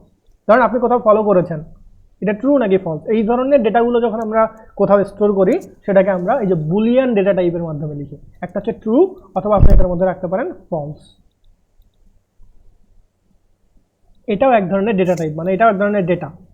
এগুলো তো সবই ডেটা, বাট এটাও একটা টাইপ। বুঝতে পারছি? জি ভাইয়া। ওকে, তো জি ভাইয়া। এই হচ্ছে আপনার আপাতত এই কয়টা ডেটা টাইপ আমাদের হ্যাঁ বলেন। বুলিয়ানের এটা কি ভাইয়া মানে ফর্মুলা টাইপের হয়? বুলিয়ানের ডেটা না না, ফর্মুলা টাইপের না, ট্রু আর ফলস দুইটা জিনিসই হয়। আপনার হয় এটা ইফ দিস অর মানে ইফ দিস এলস, এটা এরকম নো নাকি? নো নো নো ভাইয়া, ওইটাতে আমরা ইফ কন্ডিশনে আমরা পরে যাই। হ্যাঁ, তো আমরা এখানে Condition, এটাই হ্যাঁ, চলছে। আমরা হচ্ছে এখন আপাতত জাস্ট কি টাইপের ডেটা রাখা যায় সেটা নিয়ে আমরা একটু কথা বলি। মানে ভাইয়া মানটা শুধু 0 হবে আর কি, ফলস মানে আপনি চিন্তা করতে পারেন যে ফলস মানে বুলিয়ানে সেটাকে বলা হয় 0, আর আপনার ইয়াতে বলা হয় কি বলে ট্রু মানে বুলিয়ানে সেটাকে বলা হয় 1। ওই যে আমরা মেশিন ল্যাঙ্গুয়েজ দেখতেছিলাম না, ওগুলো কিন্তু অনেক 0 1 0 1, মেশিন কিন্তু শুধু এগুলোই বোঝে। তো ওইটারই একটা হচ্ছে আপনার লজিক টাইপের তাহলে। ফলস, আর একটা হচ্ছে আপনার ট্রু বসে। ঠিক আছে, ট্রু। হ্যাঁ, ট্রু, এবং এটা ট্রু টি ছোট হাতের, ফলসের এফ ছোট হাতের। এটাকে এই কিওয়ার্ডটাই লিখতে হয়, ফলস আর ট্রু। হ্যাঁ, আপনি এইভাবে চাইলেই বড় হাতের ফলস লিখতে পারবেন না। হ্যাঁ, এটা লিখলে কিন্তু এটার অন্য কিছু হয়ে যাচ্ছে, এটা কিছু হচ্ছেই না। হ্যাঁ, আপনাকে একটা ইরোড দিয়ে রাখবে এইখানটাতে, এই ফলস। হ্যাঁ, তো আপনি এইখানটাতে ফলস ছোট হাতে লিখতে হবে। জাভাস্ক্রিপ্টে ফলসে এফটা ছোট হাতে থাকে, আই থিঙ্ক পাইথনে সেটা বড় হাতের। ওকে, তো যাই হোক, তো এই তিনটা আমরা আপাতত বুঝি। আরও ডেটা টাইপ আছে, যেমন নাল নামে একটা ডেটা টাইপ আছে, তারপরে হচ্ছে আপনার অবজেক্ট একটা আছে, অ্যারে আছে, সিম্বল, হ্যাঁ সিম্বল আছে, বিগ ইন্টিজার আছে। সো এগুলো আমাদের আপাতত, হ্যাঁ তো এগুলো আমাদের আপাতত লাগছে না, যখন লাগবে তখন আমরা বলবো এগুলো নিয়ে কথা, কারণ এখন এগুলো নিয়ে সবগুলো দেখাইতে গেলে আমরা মেইন জায়গায় পৌঁছাতে পারবো না আর কি, ঠিক আছে। তো আমরা আপাতত 3 ধরনের জিনিস দেখলাম, একটা হচ্ছে নাম্বার, একটা হচ্ছে স্ট্রিং, আর একটা হচ্ছে বুলিয়ান। সামনে আমরা আরও কিছু দেখবো, অবজেক্ট, অ্যারে, এগুলো নিয়েও আমরা দেখবো, বা যেটাকে ওভারঅলি অবজেক্ট বলা হয় আর কি। অবজেক্ট নামে একটা ডেটা টাইপ আছে এবং নাল নামে একটা ডেটা টাইপ আছে। ভাই এখন পর্যন্ত যেই ডেটা টাইপগুলো দেখালেন সেগুলো তো প্রিমিটিভ ডেটা টাইপ। প্রিমিটিভ, হ্যাঁ হ্যাঁ প্রিমিটিভ ডেটা টাইপ। আচ্ছা, আচ্ছা, সো প্রিমিটিভ ডেটা টাইপ নিয়ে আমি এখন এক্সপ্লেনেশনে যাব না, কেননা উনি যেহেতু জিজ্ঞাসা করছে উনি বুঝে গেছে প্রিমিটিভ, তো উনি জানে ওটা প্রিমিটিভ কি। সো আমি আর এখন বলে পুরো জিনিসটাকে আর বেশি বড় করছি না, হ্যাঁ প্রিমিটিভ ডেটা টাইপের সংজ্ঞাটা দিচ্ছি না। তো আপনারা জাস্ট এতটুকু মনে রাখেন, আমি সহজ উপায়টা দেখাচ্ছি, হ্যাঁ আমি একদম যে আপনাদেরকে তো এখানে পরীক্ষার খাতায় কথা লিখতে হবে না, আপনাকে আলটিমেটলি কাজটা জানতে হবে, কাজটা শিখতে হবে, রাইট। তো সেই জন্য আমি জাস্ট আপনি যতটা পারা যায় একদম বাংলা ভাষায়, রাইট, আমি কিন্তু কোনো টার্মও ইউজ করছি না, প্রোগ্রামিং ল্যাঙ্গুয়েজে কোনো টার্মও আমি এখন পর্যন্ত ঠিকভাবে ইউজ করছি না, যতটা পারি একদম বাংলায় সুন্দরভাবে বোঝানোর জন্য, যাতে আপনারা রিলেট করতে এর পারেন। মধ্যে স্ট্রিং তো আর প্রিমিটিভ না, স্ট্রিং তো নন না না না, হ্যাঁ আমরা আচ্ছা, আমরা প্রিমিটিভে ওইটাতে না যাই, হ্যাঁ প্রিমিটিভে না যাই, একটু আমরা সাইলেন্ট থাকি। প্রিমিটিভ আমরা এটা, যেহেতু আমি প্রিমিটিভের কথা উচ্চারণ করি নাই, আপনারা আবার এই ওয়ার্ডগুলো কই থেকে নিয়ে আসেন এটা তো আমি বুঝি না। স্ট্রিং তো প্রিমিটিভই। ওরে ভাই, ওকে ঠিক আছে, স্ট্রিং প্রিমিটিভ নাকি প্রিমিটিভ না এটা আমরা পরে কথা বলি প্লিজ। আমি যেহেতু ওয়ার্ডটা উচ্চারণ করিনি সেহেতু আপনারা এগুলো নিয়ে আসতে পারেন না, ব্যাপারটা এমন না যে আমি এগুলো নিয়ে কাজ করি না বা আমি প্রিমিটিভ জানি না। আপনারা এগুলো যদি নিয়ে আসেন তাহলে আমার কনসেন্ট্রেশন ব্রেক হয়ে যায়। আমি সবার জন্য কথা বলছি, যখন আপনার প্রিমিটিভ নিয়ে কথা বলার দরকার হবে তখন আপনি আলাদাভাবে আমার সাথে কথা বলবেন, ভাই আমি প্রিমিটিভটা বুঝতে পারছি না বা প্রিমিটিভ এটাকে কেন বলা হয়, তখন আমরা আলাদা সময় নিয়ে কথা বলবো। বাট ক্লাসে আমি যেই ওয়ার্ডটা ইউজ করছি না তার মানে নিশ্চয়ই কারণ আছে, এটা এখন বলতে গেলে আমি এখন প্রিমিটিভ বলতে গেলে অনেকে আবার প্রিমিটিভ নিয়ে সেটা নিয়ে চিন্তা করবে, প্রিমিটিভ আবার কি, এটা তো আমি জানি না, নিশ্চয়ই আমি এটা পারি না, এটা আবার কি জিনিস বললো, এটা তো মাথায় থাকলো না, ঠিক আছে। সো আমি মেন্টর, আমি জানি কখন কোন ওয়ার্ডটা ইউজ করতে হবে, এবং আমি যখন যেই ওয়ার্ডটা ইউজ করি সেটা এক্সপ্লেনেশন দেই, যেটাকে দিচ্ছি না, যে ওয়ার্ডটা আমি বলছি না তার মানে এটার এক্সপ্লেনেশন আজকের দরকার নাই, ঠিক আছে, যখন দরকার হবে তখন আমি বলবো। সো অ্যাটলিস্ট আপনারা একটু চুপ থাকেন সবাই, আপনার যদি কোনো যেই টার্মগুলো বলছি সেইটাতে যদি কোনো প্রবলেম হয় সেটা নিয়ে আপনি কোশ্চেন জিজ্ঞাসা করবেন, তাতে কোনো সমস্যা নেই। বাট অন্য একটা টার্ম নিয়ে কথা বলা সেটা যদি আপনি জিজ্ঞাসা করতে চান আমরা অন্য টাইমে বলবো, আলাদা ক্লাসের বাইরে সাপোর্টে এসে আপনি কথা বলবেন, তখন সেটা ডিফারেন্ট ইস্যু, তখন আমি আপনাকে ওইভাবে সাপোর্ট দিতে পারবো যে আপনি জানেন আপনাকে আপনার সাথে এখন প্রিমিটিভ নিয়ে কথা বলা যায়, রাইট। আমি তো সবার সাথে এই ডিসকাশনে এখন বসে গেলে এখন জিনিসটা অনেক লং হয়ে যাবে, তো এটা আমি বারবারই বলছি, তারপর আপনারা এরকম বাইরে থেকে জিনিসগুলোকে টেনে নিয়ে আসতেছেন। আচ্ছা ওকে, সো আমরা আপাতত এই 3টা জিনিস দেখলাম। এইবার আসেন আমরা আর একটা কনসেপ্ট দেখি, সেটা হচ্ছে আমরা বলেছিলাম যে ভ্যারিয়েবল যখন আমরা, আচ্ছা এই জিনিসগুলোকে আমরা একটু প্রিন্ট করি। সো আমি যদি প্রিন্ট করতে চাই, সো console.log, প্রথমেই ধরেন আমি এবার প্রিন্ট করব নেমটাকে, তারপরে প্রিন্ট করব এইজটাকে, এরপরে প্রিন্ট করব ফলো করেছে কিনা সেটা। এবং আমি যদি এই জিনিসটার একটু আউটপুট দেখতে চাই, এইখানে আমরা দেখতে পাচ্ছি Tasmin is a web developer, age হচ্ছে 27 এবং হচ্ছে ফলস, মানে কোথাও ফলো করা নেমের ওখানে কাটা হলো কেন? কোথায় নেমের এখন, আচ্ছা ও নেমটা হচ্ছে আপনার এই জায়গাটাতে একটা ডেপ্রিকেটেড বলা হয়, মানে এটার এইভাবে ইউজ না করাটাই, মানে এটা হচ্ছে জাভাস্ক্রিপ্ট থেকে নেম জিনিসটা আসলে ডিরেক্টলি নেম এইভাবে না লিখে আপনি হয়তো বা লিখতে পারেন এইভাবে ফুল নেম, তাহলে জিনিসটা আর কি বেটার হয়, কারণ নেম বলতে আসলে অনেক কিছুই বোঝায় এই জায়গাটাতে, বা এটাকে ডেপ্রিকেটেড বলা হয়, মানে এইটার এখন এইভাবে ইউজ করা হয় না আসলে, হ্যাঁ। তো এই নেমটা এই জন্য ভিএস কোড থেকে এখানে এটা দেখাচ্ছে আর জাস্ট ফর সিনট্যাকটিক্যালি, সব ফুল নেম লিখে যেখানে কিছু লিখেন একই কথা, বাট ওইটাতে এরর দেবে না, বাট আলটিমেটলি আমরা রেজাল্টটা এটা দেখতে পাচ্ছি। So Tasmin is a web developer, so আপনাদের এই নিচের দিকে এই এররটা আসবে না, এটা আমাদের কোনো একটা এক্সটেনশনের জন্য আসছে, তো এরকম হয়তো আসবে না আপনাদের ক্ষেত্রে, বাট আলটিমেটলি আপনারা এখানে আউটপুটটা দেখতে পাচ্ছেন যে 12 নম্বর লাইন থেকে প্রথমে এই যে দেখেন, আপনার আরেকটা জিনিস দেখে এখানে বুঝতে পারবেন, দেখেন যখন এরকম সাদা টেক্সটটা আসতেছে এই যে স্ট্রিং প্রিন্ট করছে, এবং ব্লু টেক্সটটা হচ্ছে আপনার নাম্বার, হ্যাঁ, এবং এখানে ফলস, এটা হচ্ছে বুলিয়ান ভ্যালু। আচ্ছা এইবার আসেন, আচ্ছা আমরা ভ্যারিয়েবলে যাওয়ার আগে এখানে যেহেতু একটা কোশ্চেন চলে আসছে যে এই নাম্বার, হ্যাঁ নাম্বারের ক্ষেত্রে কিন্তু অনেক ধরনের নাম্বার থাকে, যেমন ধরেন কোন রাউন্ড ফিগার যেগুলো, রাইট, ধরেন যে 27, 1, 2, 3, 4, 50, এগুলোকে বলা হয় হচ্ছে আপনার প্রোগ্রামিং এ ইন্টিজার ভ্যালু, মানে নাম্বারের মধ্যে এগুলোকে আমরা জাস্ট ইন্টিজার নামে বলে থাকি আর কি, যেগুলো হচ্ছে ইন্টিজার নাম্বার।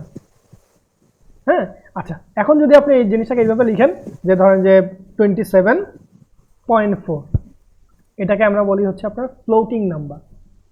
ফ্লোটিং ডেসিমেলে আপনারা লিখেন না ডেসিমেল ভ্যালুগুলো, এটাকে আমরা বলি ফ্লোটিং নাম্বার। সো দেখেন এতগুলো হচ্ছে ফ্লোটিং। এই যে আপনি যদি এইভাবে লিখেন পয়েন্ট দিয়ে মানে যত আপনি পয়েন্ট লিখছেন, পয়েন্ট যেটাই লিখছেন সেটা হচ্ছে ফ্লোটিং নাম্বার। আর যদি আপনি এইভাবে ডিরেক্টলি লিখেন এইভাবে 27, 28, 29, 30, 1, 2, 3, 4, 5, 6, তো আপনি যদি 1 লিখেন সেটা হচ্ছে আপনার ইন্টিজার নাম্বার। আপনি যদি 1.1 লিখেন বা 1.0 লিখেন সেটা হচ্ছে আপনার ফ্লোটিং নাম্বার। কেননা আপনি যখন যোগ করবেন, হ্যাঁ আপনাকে যোগ করলে কিন্তু ফ্লোটিং পয়েন্টগুলো তাকে যোগ করা বুঝতে হবে, সে তখন যোগ করার সময় ওই ফ্লোটিং পয়েন্ট নিয়ে কাজ করবে। বুঝাইতে পারছি? এরকম দুই ধরনের কনসেপ্ট আছে, তো এটা একটু মাথায় ঢুকে রাখেন যে অন যেটাকে আমরা বলি ইন্টিজার নাম্বার, দুইটাই নাম্বার কিন্তু এটাকে বলি ইন্টিজার নাম্বার, পয়েন্ট দিয়ে কিছু রাখলে সেটাকে আমরা বলি ফ্লোটিং নাম্বার, ফ্লোট নাম্বার। তবে সিলিং টিলিং হাবি যাবে অনেক কিছু আছে, সো আমরা ওইটা নিয়ে পরে কথা বলছি। তো এই হচ্ছে আমার অন। ওকে, সো বুঝতে পারছি ইন্টিজার আর ফ্লোটের মধ্যে ডিফারেন্স, দুইটাই নাম্বার কিন্তু ওই যে যখন দশমিকে লেখা হয় তখন আমরা ফ্লোট বলি, যখন শুধুমাত্র নাম্বারটা লেখা হয় তখন আমরা সেটাকে ইন্টিজার নাম্বার বলি। কোনো কনফিউশন আছে? ভাই এতক্ষণ কিছু বললেন? না ভাইয়া ঠিক আছে আলহামদুলিল্লাহ। ওকে ঠিক আছে। সো আমি এই জিনিসটাকে এখন আবার একটু কমেন্ট করে ফেলছি এই জায়গাটাতে। এবার আমরা ভারের একটা জিনিস দেখি। ভারের একটা অ্যাডভান্স কনসেপ্ট আছে, সেটাতে আমরা পরে যাচ্ছি, বাট ভারের আমরা সিম্পল একটা কনসেপ্ট দেখবো। সেটা হচ্ছে আমরা যখন ভার লিখছি, ভার আমি এখানে লিখলাম যে ফার্স্ট নাম্বার, আমি আবার লিখছি ফার্স্ট নাম্বার ইকুয়াল টু 1। ওকে, এখন আপনি ভার ইকুয়াল টু আবার ফার্স্ট নাম্বার লিখলেন, লিখে বললেন 2। এবার যদি আপনি কনসোল ডট লগ করেন ফার্স্ট নাম্বার, তখন আসলে অ্যান্সার কত আসবে বলেন তো? 2 আসবে। কেমন ইমিডিয়েটলি? ভাইয়া হ্যাঁ বলেন। আমাকে একটু ফার্স্ট নাম্বারের ব্যাপারটা একটু বলবেন, তখন ফার্স্ট নাম্বারের ব্যাপার বলতে ব্যাপারটা বুঝতেছি না। মানে ওই যে উপরে কোথায়? উপরে যে যেমন ফার্স্ট নাম্বার 1, তারপর একটা কনসোল লিখলাম, তারপর ওটা হচ্ছে মানে অন্য একটা রেজাল্ট শো করতেছে, এগুলো বুঝতেছি না। কোথায় অন্য একটা রেজাল্ট শো করেছে? আচ্ছা বলেন আপনি কি লিখেছেন। ধরেন যে ফার্স্ট বার লিখলাম, ফার্স্ট নাম্বার 1 দিলাম, রাইট? যে 12 লিখছিলেন যে 12, 14, 16। হ্যাঁ এই যে এইখানটাতে, হ্যাঁ এই যে 12, 14, 14, 16, 16। হ্যাঁ আচ্ছা 16 লিখলাম, এটাকে আপাতত অফ রাখলাম, এইটুকু জায়গাকে আমি চালাবো, এরকম ছিল, রাইট? হ্যাঁ এটাতে কি আসছে বলেন? 12, 14, 16। হ্যাঁ 12, 14, 16। আপনি যদি এখন কনসোল লগ করেন first number, second number, third number, তাহলে কি কি আসবে? এই তিনটাই, মানে তিনটাই এটাই আসবে। জাস্ট দ্যাটস ইট, এটাই। হ্যাঁ ও আচ্ছা আচ্ছা বুঝছি, সরি। হ্যাঁ হ্যাঁ ঠিক আছে। আচ্ছা কিন্তু আমরা এখানে কনসোল লগ করেছি কি, এটাকে এটাকে এটাকে তিনটাকে যোগ, এই যে যোগ নামে একটা একটা সিম্বল দিয়ে, হ্যাঁ সেটা আমরা বুঝবো, এটা আমরা অ্যারিথমেটিক্যাল অপারেটর যখন পড়বো তখন আমরা বলবো যোগ বিয়োগগুলো।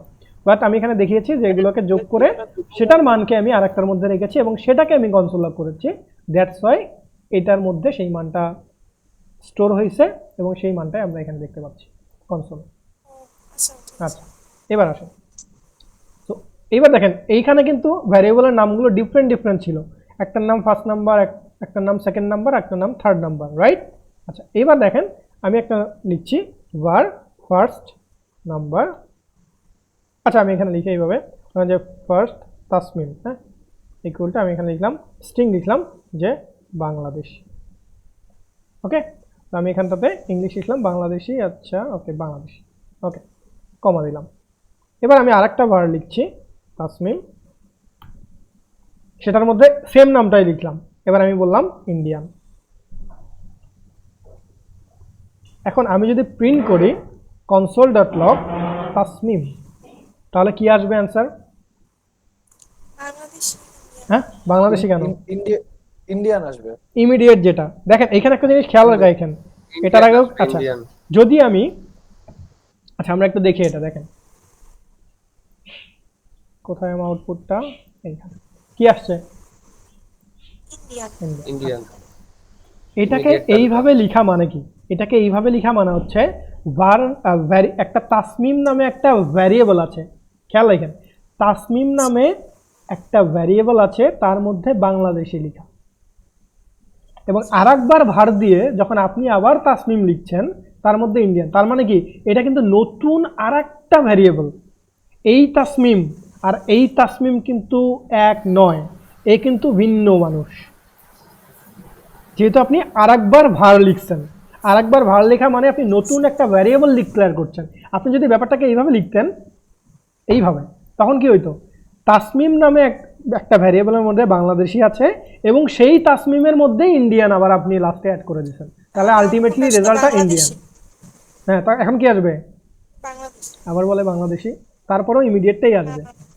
ও আচ্ছা। হ্যাঁ, কারণ তাসমিমের মধ্যে এই যে একটা লাইন করে এক্সিকিউট করে, দেখেন খেয়াল করেন, এক লাইন করে যদি এক্সিকিউট করে করেই দিছি। তাহলে তাসমিমের মধ্যে আপনি একবার বাংলাদেশি লিখছেন, আবার সেই তাসমিম ওই সেম ভ্যারিয়েবলটাকে আপনি আবার ডাকছেন এখানে, ডেকে আপনি বললেন ইন্ডিয়ান, ফাইনালি আপনি বাংলাদেশটাকে রিপ্লেস করে দিয়ে ইন্ডিয়ান বলে দেন, তাহলে বর্তমানে তাসমিম হচ্ছে ইন্ডিয়ান, রাইট?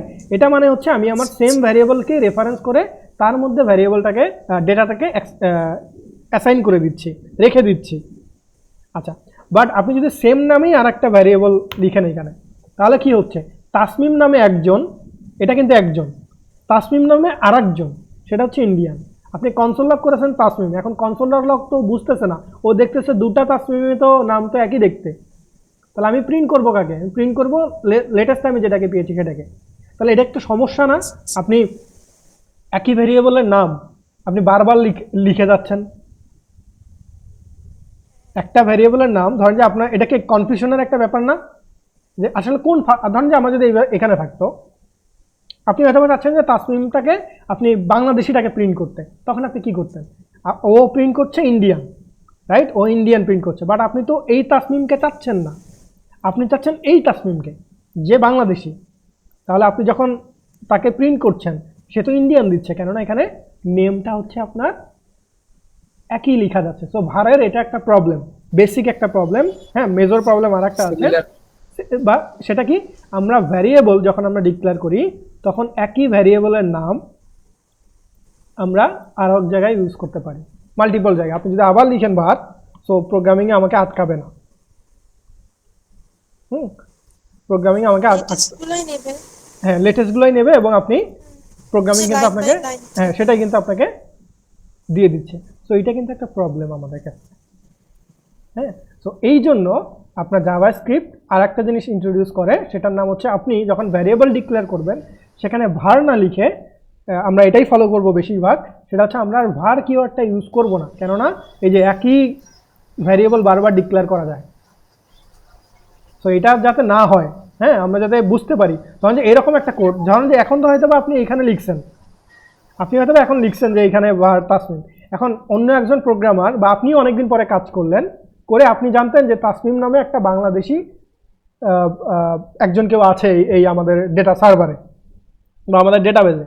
এখন আপনি আবার কি করলেন, আপনার এটা আর মনে নাই, অনেকদিন পরে আপনি আবার এসে আবার ভার তাসমিম আপনি লিখলেন পাকিস্তানি, বাট আপনি জানতেনই না যে ওই তাসমিম অলরেডি ডিক্লেয়ার করা আছে। তাহলে কিন্তু আগের নামটা আপনি যখন আবার আউটপুট দেখতে যাবেন তখন লেটেস্ট যেটা লিখলেন সেটা কিন্তু এক্সিকিউট হয়ে চলে আসবে, তাহলে ওই আগের মানুষটা কোথায় চলে গেল? এটা কিন্তু একটা প্রবলেম। সেই জন্য আমাদের সাথে ইন্ট্রোডিউস করা হয় লেট লিখলে আপনারা এই প্রবলেমটা হবে না। আপনি যদি একটা ভ্যারিয়েবল লিখেন সেটাকে আপনি তাসমিম একবারে লিখতে পারবেন, আপনাকে হয় সেই ভ্যারিয়েবলের নামটাকে চেঞ্জ করতে হবে, আদারওয়াইজ আপনি এটা করতে পারবেন। দেখেন এই যে আমার অলরেডি এরর দেওয়া শুরু করছে, এই যে দেখেন তাসমিম, এই যে দেখেন এই যে কি লিখছে, দেখেন এররটা পড়েন, যখন রেড কালার আসলো তখন কি লিখছে, can not redeclare a block scope নিয়ে আমরা পরে কথা বলবো, but can not redeclare variable Tasmim, মানে আপনি একই ভ্যারিয়েবলকে আবার রিডিক্লেয়ার করতে পারবেন না, আপনার নামটাকে চেঞ্জ করে নিতে হবে। আপনি এটাকে এইভাবে লিখেন তাসমিম 2 বা তাসমিম 3, তাতে কোনো সমস্যা নেই, বাট আপনি একই ভ্যারিয়েবলের নাম মাল্টিপল জায়গায় লিখতে পারবেন না, ঠিক আছে? তো আপনি যদি এগুলোকে লেট দিয়ে রিপ্লেস করেন তাহলে আর কোনো প্রবলেম হবে না। তখন আপনি এখন বুঝতে পারবেন আপনি কোন তাসমিমকে চাচ্ছেন, 1 2 3 নাকি 4। আপনি যদি 2 লিখেন ইন্ডিয়ান আসবে, 3 লিখলে পাকিস্তানি আসবে, শুধু পাসিং লিখলে বাংলাদেশি আসবে। কেউ একটা কোশ্চেন করছিলেন, আমরা একটা কোশ্চেনটা নিই।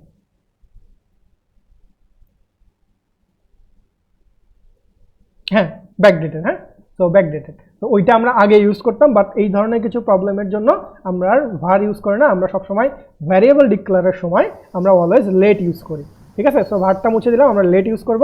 লেট ইউজ করে আপনি আগের সব কাজই আবার করতে পারেন। তো এই যে দেখেন, আমি উপরের দিকে যে এই ভ্যারিয়েবলের নামগুলো লিখেছিলাম এগুলা, সো এই দিকেও যে এগুলো আছে, সো যেহেতু var আর এখন ওইভাবে ইউজ করা হয় না, সো আমরা এই ভারগুলোর পরিবর্তে আমরা এখন এগুলোকে লেট দ্বারা রিপ্লেস করে দেবো। এটা দিব লেট।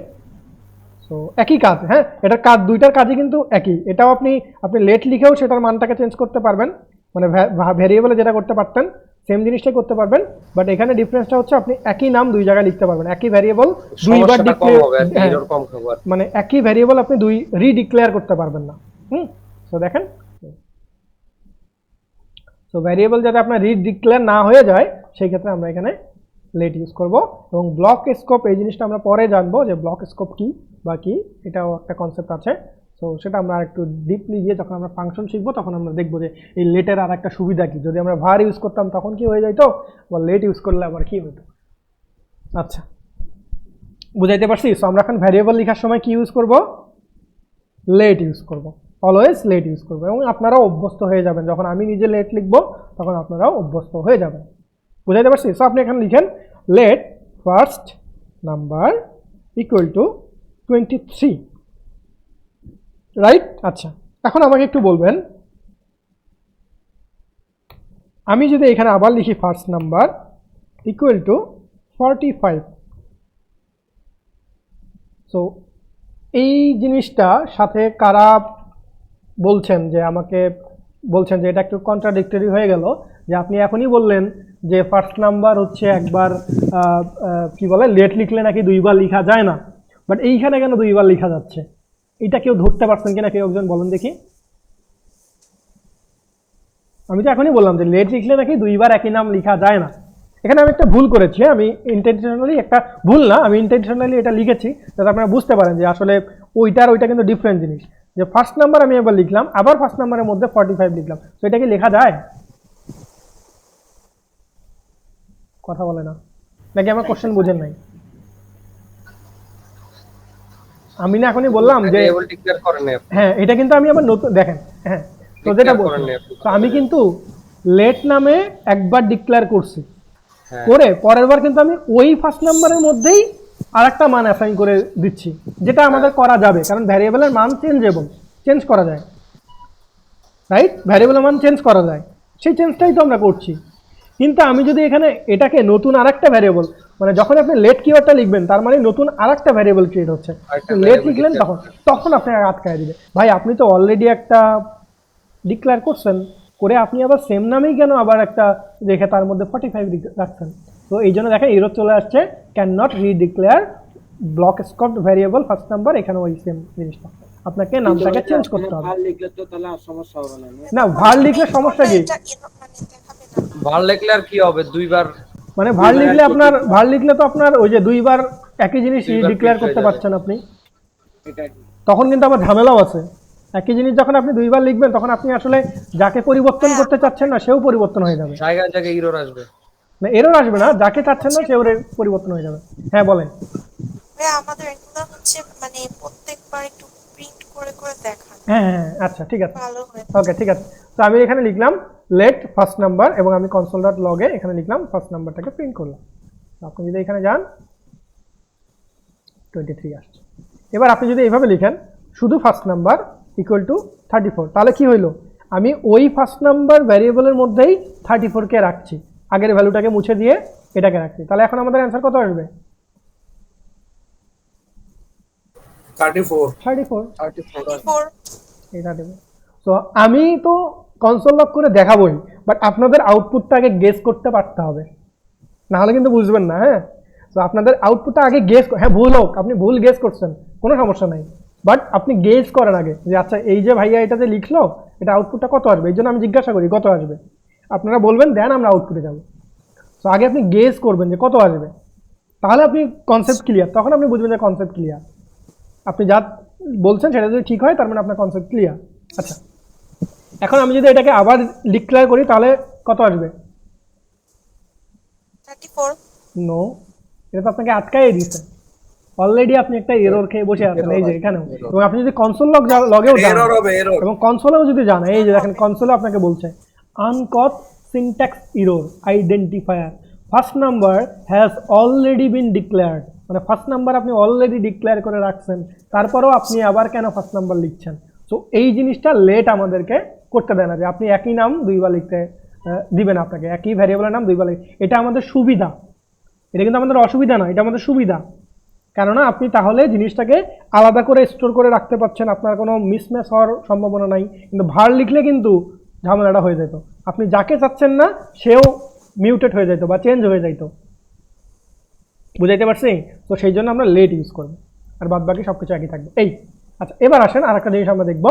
এটা আমাদের তো লেটের কনসেপ্ট গেল, এবার আমরা দেখবো আর একটা জিনিস কনস্ট বা কনস্ট্যান্ট। কনস্ট নামে কিওয়ার্ড লিখতে হয়, লিয়ে আপনি একটা কিছু লিখলেন, ধরেন যে পাই এর মান, হ্যাঁ পাই। সো কনস্ট্যান্টের মানগুলো আমরা সবসময় এইভাবে বড় হাতে দেওয়ার ট্রাই করি, ছোটো হাতে দিলেও কোনো সমস্যা নেই, বাট আমরা কনস্ট্যান্ট যেহেতু সেটাকে আমরা এরকম পিআই এভাবে লিখি। পাইয়ের মান কত হয়? 3.1416। এটা লিখলাম। এখন কনস্ট্যান্ট মানে কি? এই মানটা ধ্রুব, মানে আপনি চাচ্ছেন না এই মানটা কেউ যে কোনো জায়গায়, ধরেন আমি যদি লেট লিখতাম, ধরেন লেট ফার্স্ট নাম্বার, আচ্ছা ধরেন আমি এটাকে এইভাবে লিখি, প্রথমে লেট দিয়ে দেখাই। ধরেন আমি যদি এইভাবে লিখতাম লেট পাই এত, তাহলে ফিউচারে যে কোনো একজন যে কোনো জায়গা থেকে ওই পাই ভ্যারিয়েবলটাকে দেখে মানে কল করে এর মধ্যে লিখে দিল 4 পয়েন্ট সামথিং, তাহলে কি আমার মানটা চেঞ্জ হয়ে গেল না? সরি, এটার পিআই এটা একই লিখতে হবে, এখানে যা লিখছেন মানকে চেঞ্জ করার জন্য সেমভাবে লিখতে হবে। তো এখন কি মানটা চেঞ্জ হয়ে গেল না? বাট আপনি তো জানেন যে পাইয়ের মান 3.1416, এটা অলওয়েজ ধ্রুব, এটা কেউ চাইলে চেঞ্জ করতে পারবে না বা চেঞ্জ করা যাবে না এটাকে। সেই ক্ষেত্রে আমরা এটাকে লেট ব্যবহার না করে কনস্ট ইউজ করব। তখন যদি সে আবার সেই ভ্যারিয়েবলটাকে দেখে এর মধ্যে কোনো একটা কিছু অ্যাসাইন করে দেয় এবং সেটাকে যদি কনসোল লক করার ট্রাই করে, তাহলে আপনি দেখবেন আপনাকে একটা এরর দেবে এইখানটাতে, সেটা হচ্ছে এই যে type error assignment to constant variable, মানে কনস্ট্যান্ট একটা ভ্যারিয়েবল তার মধ্যে আপনি অ্যাসাইন করার চেষ্টা করতেছেন, এটা আসলে পসিবল না, কেননা এই মানটা সবসময় ধ্রুব। তো আপনি এই মানকে চেঞ্জ করতে পারবেন না, কোথাও একটা ডেকে চেঞ্জ করতে পারবেন না, যেটা আমরা ভ্যারিয়েবলে করতে পারতাম। এটা যদি লেট হইতো তাহলে কিন্তু দেখেন এই যে এটা যদি ভ্যারিয়েবল আর লেট কি একটা?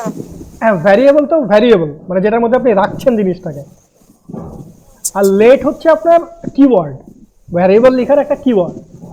কনস্ট এটা হচ্ছে ভ্যারিয়েবল, কিন্তু কনস্ট দিয়ে লিখলে ওই ভ্যারিয়েবলের মানটাকে চেঞ্জ করা যায় না, বাট লেট দিয়ে লিখলে ভ্যারিয়েবলের মানটাকে চেঞ্জ করা যায়।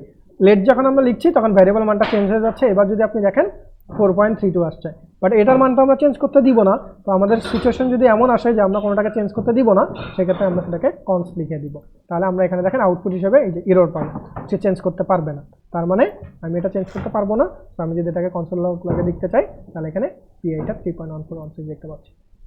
সো কনস্ট্যান্টের মান কখনোই চেঞ্জ করা যায় না, বুঝতে পারছি? সো দেখেন এখন আমরা জিনিসটাকে একটু ইমপ্লিমেন্ট করি। তো ধরেন আমার একটা প্রবলেম যে আপনি আপনার ইচ্ছা মতো যে কোনো একটা ফার্স্ট নাম্বার নেবেন এবং আপনি আপনার ইচ্ছা মতো যে কোনো একটা সেকেন্ড নাম্বার নেবেন, এবং এই ফার্স্ট নাম্বার আর সেকেন্ড নাম্বারকে আপনি 2 দিয়ে গুণ করবেন। এখন আমি বলে দিলাম, প্রথমে কি বললাম, আপনি আপনার ইচ্ছা মতো যে কোনো একটা মান নেবেন ফার্স্ট নাম্বারে, সেকেন্ড নাম্বারও আপনি যে কোনো একটা মান নেবেন, কিন্তু দুইটা মানকে যোগ করে আপনি 2 দিয়ে গুণ করবেন। আমি কি বলে দিলাম? 2, প্রশ্নে বলা আছে 2, তাহলে কি 2টা কনস্ট্যান্ট না? এটা আপনি চেঞ্জ করতে পারবেন বা এটা চেঞ্জ করার দরকার আছে? জি, দুইটা কনস্ট্যান্ট। কনস্ট্যান্ট কিন্তু, কারণ আমি বলে দিচ্ছি 2 দিয়েই করতে হবে, অন্য কিছু দিয়ে করলে চলবে না। তো আমি এখানে লিখি যে লেট, সরি ছোট হাতের লেট, দেন আমি লিখলাম ফার্স্ট নাম্বার ইকুয়াল টু আপনার যে কোনো নাম্বার আপনি নিতে পারেন, ইচ্ছা আপনার, আপনি নিলেন 12। লেট আর একটা ভ্যারিয়েবল আপনি লিখছেন, যখন আর একটা ভ্যারিয়েবল লিখবো লেট লিখবো, সেকেন্ড নাম্বার আমি নিলাম 14, হ্যাঁ 14, এবং আমি এই দুইটা মানকে আর একটা ভ্যারিয়েবলের মান দিয়ে গুণ করব। সেটা কি? কনস্ট মাল্টিপ্লাই বাই, এইভাবে একটা নিলাম যে মাল্টিপ্লাই ইকুয়াল টু 2 দিয়ে আমি গুণ করবো। এটা কি কনস্ট্যান্ট না, সেই জন্য আমি এটাকে কনস্ট্যান্ট লিখলাম, যাতে যে কেউ আবার এটার মানটাকে আবার চেঞ্জ করে না ফেলতে পারে, সেই জন্য আমি কনস্ট লিখলাম। এবার আমি এটার একটা রেজাল্ট বের করবো। সো আমি এখানে লিখলাম যে লেট রেজাল্ট ইকুয়াল টু, আমি কি করব, ফার্স্ট নাম্বার আর সেকেন্ড নাম্বার এই দুটাকে আমি যোগ করব। তাহলে first number plus second number into আমরা এখানে স্টার দিয়ে দেই, কেননা আমাদের কিবোর্ডে কোথাও গুণ চিহ্ন আছে কি, কোথাও নাই কিন্তু। ইনটু আমি দিয়ে দিচ্ছি হচ্ছে 2। এবার যদি আপনি আসেন অ্যান্সার কত আসবে এবার একটু বলেন তো, এবার একটু আপনাদের সরলের চিন্তা ভাবনা করেন, বলেন তো এটার অ্যান্সারটা কত। এবার আমি যদি কনসোল লগের রেজাল্টটাকে দেখতে চাই, কি লিখতে হবে, কনসোল লগের মধ্যে কাকে লিখতে হবে রেজাল্ট দেখতে গেলে?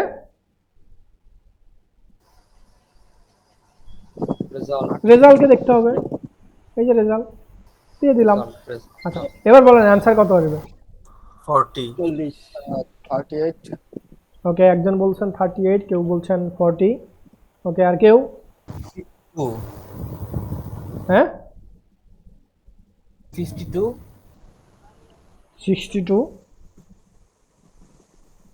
আমরা একটু দেখি কত আসছে। 40 তাহলে কি হয়েছে, কি হয়েছে বলেন? কি হয়ে গেছে না? আগে যোগ হইছে দুইটা, পরে গুণ হইছে। বদমাস নিয়ম। আগে সেকেন্ড নাম্বারের সাথে 2 গুণ হয়েছে, তারপর ফার্স্ট নাম্বারের সাথে যোগ হয়েছে। আরে এটা তো অ্যারিথমেটিক ম্যাথ। তাহলে তো 38 হইতো। তাহলে কি হইতো বলেন, বলেন আপনাদের ম্যাথ দিলাম, এতটুকু ম্যাথ তো পারতে হবে। কেউ 38 বলছেন। নিয়ম আছে না, বডম্যাস। ঠিক আছে, বডম্যাস ওই আগে আগে সেকেন্ড নাম্বারের সাথে 2 গুণ হইছে, তারপরে 12 যোগ হইছে, এটাই তো। ওকে, এটাও একটা কনসেপ্ট, ঠিকই আছে, বাট আলটিমেটলি আমার রেজাল্টটা আপনি যোগ করেন গুণ করেন একই আসবে। হ্যাঁ 12 আর 14 যোগ করলে কত আসবে, কিন্তু আপনার এখানে একটা প্রায়োরিটির ব্যাপার আছে। হ্যাঁ তো আমরা জানি যে ভাগ থাকলে ভাগের কাজ আগে হয়, তারপর গুণের কাজ আগে হয়, রাইট? এইভাবে না, নাকি কিভাবে থাকে বলেন? বদমাস বলেন, কেউ একজন বললেন বদমাস, ছোটবেলায় করেছেন। কি কি থাকে প্রথমে, কি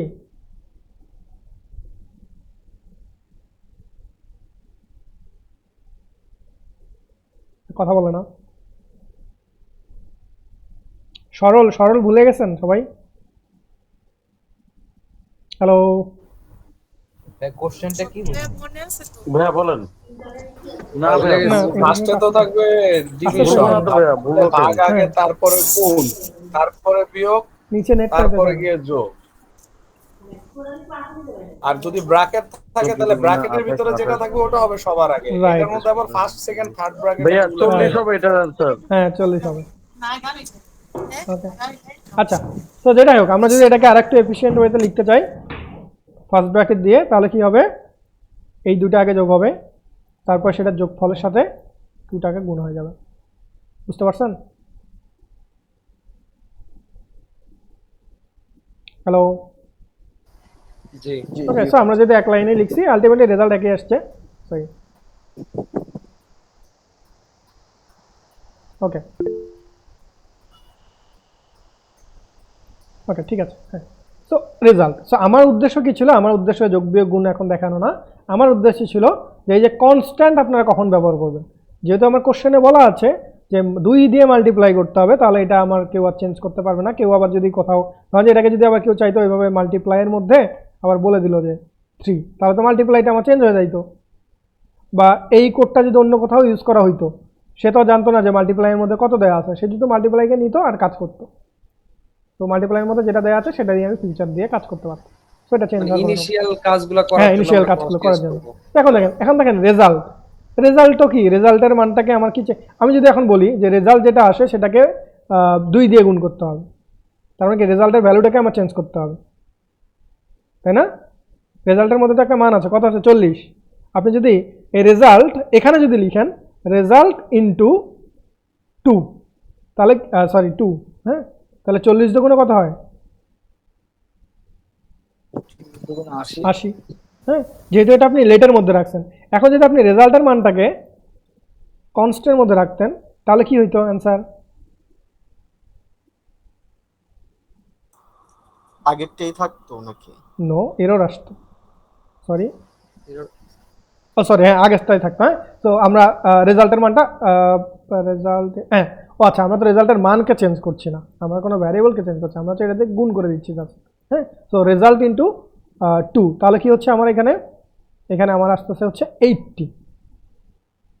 ঠিক আছে, যদি আমরা এইটাকে ইয়া করতাম যে এই রেজাল্টের সাথে ধরেন যে আমরা একটা ভ্যারিয়েবলের মানকে হয়তো বা চেঞ্জ করতে চাচ্ছি, তো আমরা তো এটাতে রেজাল্টের মানটাকে চেঞ্জ করে দিচ্ছে না, রাইট? আপনি যদি ব্যাপারটাকে এমনভাবে লিখতেন যে ধরেন যে আর একটা কনস্ট্যান্ট, তো আমরা হচ্ছে জিনিসটাকে যদি এইভাবে করতাম যে রেজাল্টের যে মান সেটাকে আমরা চেঞ্জ করে ফেলতাম, যে ধরেন যে আমি এখানে লিখতাম যে এই যে রেজাল্ট, এবং তার মধ্যে হয়তো আমরা বলতাম যে রেজাল্ট ইন্টু 2, এবং তারপরে আমি যদি এখানে আসি, এখানে যদি আমি আসি, এখানে শুধু রেজাল্টটাকে দেখতে চাই, তো এইখানে আসলে 2, আমি এখানে 2 দিয়ে দিচ্ছি। সো এবার যদি আমরা একটু দেখি কত আসে। সো এইবার আমরা একটা এরর পাচ্ছি, কারণ আমি কি করছি, এই কনস্ট্যান্ট ভেরিয়েবলকে এখানে ডাকছি, দেখে বলতেছি তোমার মধ্যে যে মানটা আছে, তোমার মধ্যে কত আছে 40, সেটার সাথে তুমি 2 গুণ করো, করে সেই মানটাকে তুমি তোমার মধ্যে রাখো। সেটা কি আসলে পসিবল? কেননা পসিবল কেন নয়, কেননা এটা তো একটু কনস্ট্যান্ট এবং আপনি সেটার মানটাকে চেঞ্জ। সো আমি এটাই দেখাতে চাচ্ছিলাম যে তখন কিন্তু আমরা একটা এরর পাবো, এক্সিকিউট করবে না। বুঝতে পারছি? তখন বলবো এই যে আপনি অ্যাসাইনমেন্ট টু কনস্ট্যান্ট ভ্যারিয়েবল, আপনি কনস্ট্যান্ট ভ্যারিয়েবলের মধ্যে নতুন একটা মান রাখতে চাচ্ছেন, এই ক্ষেত্রে কনস্ট্যান্টটা আমাদের আটকিয়ে দেবে। তো আমরা এই ধরনের ধ্রুব জিনিসগুলো যেগুলোকে আমরা চাই না যে কেউ চেঞ্জ করুক, তখন আমরা এই ধরনের কনস্ট্যান্ট বা আমরা লেট ব্যবহার করি, কনস্ট বা লেট ব্যবহার করি। বুঝাইতে পারছি ভাইয়া জিনিসটা? এখানে মাল্টিপ্লাইয়ের ক্ষেত্রে আমরা 2 ছাড়া অন্য কিছু ইউজ করতে পারবো না এখন, রাইট? বিকজ আমি এটা কনস্ট্যান্ট বলে দিচ্ছি। মাল্টিপ্লাইয়ের ক্ষেত্রে এইখানে 2 ছাড়া, ও সরি, আচ্ছা এখানে আমি একটা ভুল করেছি, মানে এখানে আমি মাল্টিপ্লাই লিখেছি, বাট এই মাল্টিপ্লাই কিন্তু আমি ডিরেক্টলি আবার এখানে 2 লিখে ফেলছি। হ্যাঁ, সেখানে আপনি মাল্টিপ্লাই ভ্যারিয়েবলটাকে ডাকবেন, Multiply লিখতে পারেন। হ্যাঁ মাল্টিপ্লাইটা লিখে এইটা, তো এইটা কাটেন, কারণ কি মাল্টিপ্লাইয়ের মধ্যে 2 ভুল না, আছে, এটা রাইট? আসলে ভুল না, এটা ওইভাবেও লেখা যায়। হ্যাঁ, সমস্যা না নেই। না সেটাই, মানে আপনাদের যেই জন্য আমি মাল্টিপ্লাইটা দেখাইছিলাম সেটা আসলে না লিখে, মাল্টিপ্লাইয়ের মধ্যে 2 আছে, আমি 2 লিখে রাখছি আর কি। সো মাল্টিপ্লাই ভ্যারিয়েবলটাকে আমার লিখতে হইতো আর কি।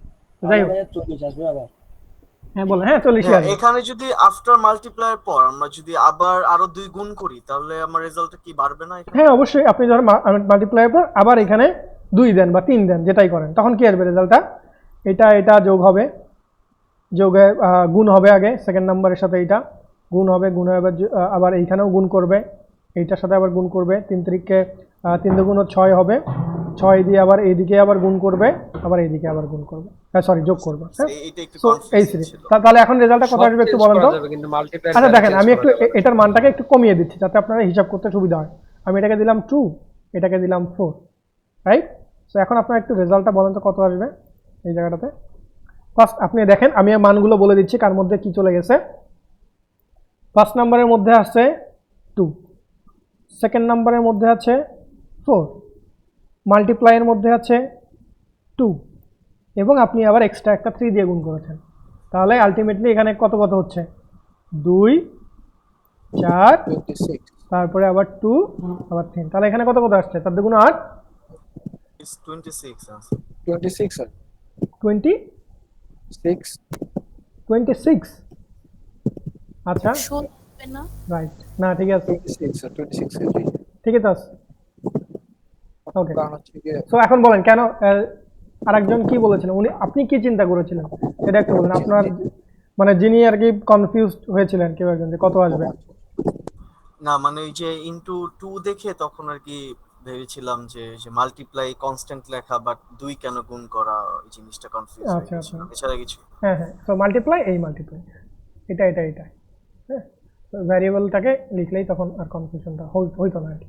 আচ্ছা যাই হোক, তো আমরা এইভাবে যোগ করতে পারি। সো আমরা আজকে দেখলাম যে লেট আর কনস্ট্যান্ট, এবং এর পাশাপাশি আমরা দেখলাম যে কয় ধরনের ডেটা টাইপ আমাদের এখানে অ্যাড করা যায়। বুঝতে পারছি লেট আর কনস্ট্যান্টের ডিফারেন্সটা? জি ওকে, সো আপনাদের বাসায় একটা কাজ থাকবে, সেই কাজটা আমি আজকে গিয়ে কোশ্চেন আকারে দিয়ে দিব। আপনার কিছু প্রবলেম সলভিং করে গিটহাবে আপলোড করবেন, দেন সেই গিটহাবের ফোল্ডারটা আমার সাথে শেয়ার করবেন। অবশ্যই পাবলিক আকারে গিটহাবে রিপোজিটরি ক্রিয়েট করবেন, দেন সেখানে আপনারা এক এক করে আমি কিছু প্রবলেম সলভিং দিব, সেই প্রবলেম যা শিখেছেন তার উপরেই, এর বাইরে কিছু না। বুঝতে পারছেন? ওকে, তো দেন আপনারা এই রাইটিংগুলো অ্যাটলিস্ট শিখতে পারবেন যে কীভাবে লিখতে হয়, এবং আউটপুটগুলো কোথাও দেখাবেন, console.log-এ দেখাবেন, এইখানে console.log-এ যাতে আপনি দেখতে পারেন। সো আর কারো যদি কোনো কনফিউশন না থাকে তাহলে আমরা আপাতত ভ্যারিয়েবল আর এই জিনিসগুলো আমরা বাসায় প্র্যাকটিস করবো এবং সামনের দিকে আমরা আরও কিছু জিনিস দেখবো। সো কারো যদি কোনো কোথাও প্রবলেম ফেস করে থাকেন আমাকে বলতে পারেন, বা কঠিন লাগছে কিনা সেটাও বলতে পারেন। আমি যতটা পেরেছি একদম ইজি করে বাংলা ভাষায়, কোনো প্রোগ্রামিংয়ের টার্মও খুব কম ইউজ করেছি, যে টার্মগুলো আপনারা এমনিতেই থাকতে থাকতে শিখে যাবেন।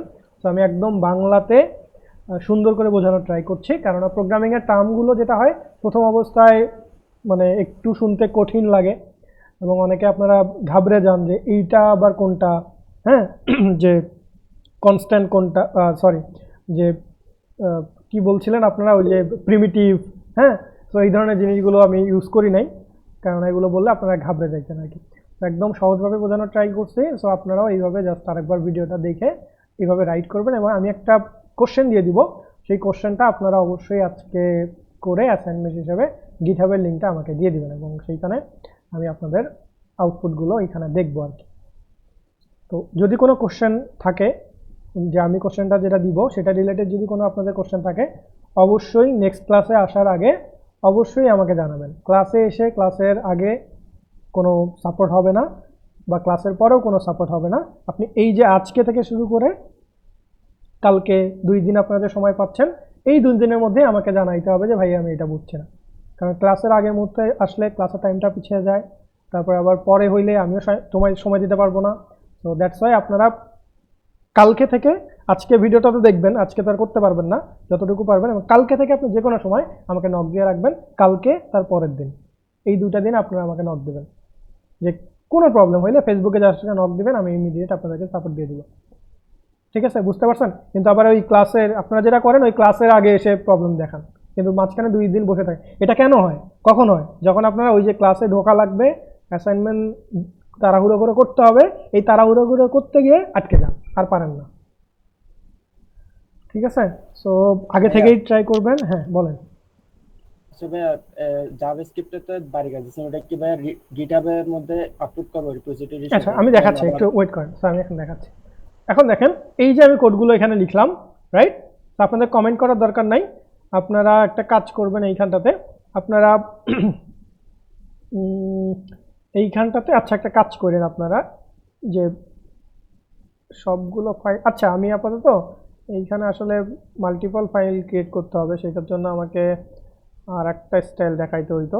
সমস্যা, আপনারা সবগুলো কোডগুলোকে এইভাবে লাস্টে কমেন্ট, আচ্ছা দেখেন আপনার অনেকগুলো কোশ্চেন থাকবে, তো সবগুলো কোশ্চেন যখন ধরেন যে আপনি 1 নম্বর কোশ্চেনটা ধরেন যে এটা আমার একটা কোশ্চেন, তো আমি এটার অন দিব, অন দিয়ে এটাকে আমি ডট দিব, দেন আমি এখানে এইভাবে কমেন্ট করে দিব, তাহলে আমি বুঝতে পারবো যে এটা একটা 1 নম্বর কোশ্চেন। এবং আপনি যখন এটা নিয়ে কাজ করছেন তখন শুধুমাত্র এটা নিয়ে কাজ করবেন, এটা নিয়ে কাজ করে এটার আউটপুট দেখবেন।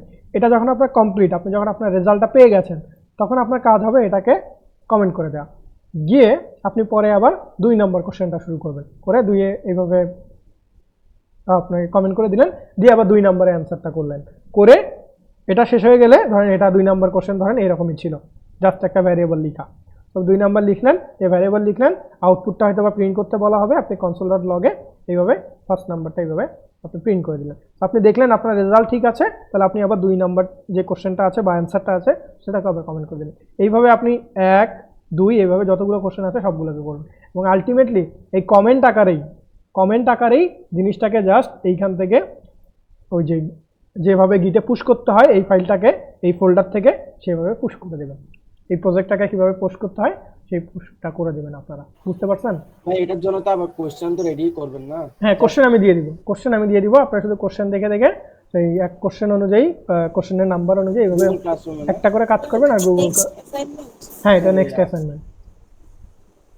ঠিক আছে, তো এইটা কালকে দিব, আজকে আর দিব না। আজকে আপনারা ভিডিওটা দেখেন, ভিডিওটা দেখে আপনারা আগে ক্লিয়ার হন, নিজেরা একটু সিনট্যাক্স লিখেন। আমি যেভাবে আউটপুট দেখলাম সেভাবে আপনারাও দেখার ট্রাই করেন, এর মধ্যেই দেখবেন অনেকগুলো প্রবলেম চলে আসছে। দেন আমি কালকে আপনাদেরকে কোশ্চেনটা দিয়ে দেবো এবং আমরা কোশ্চেন অনুযায়ী সলভ করব। কোশ্চেনগুলো খুবই সহজ হবে, বেসিক কোশ্চেন হবে এবং আপনারা আই থিঙ্ক এগুলো করতে পারবেন। হ্যাঁ, তো ওকে, থ্যাংক জি ইউ। ভাইয়া, ঠিক আছে ভাইয়া, ধন্যবাদ আপনাকে। ওকে, ওয়েলকাম।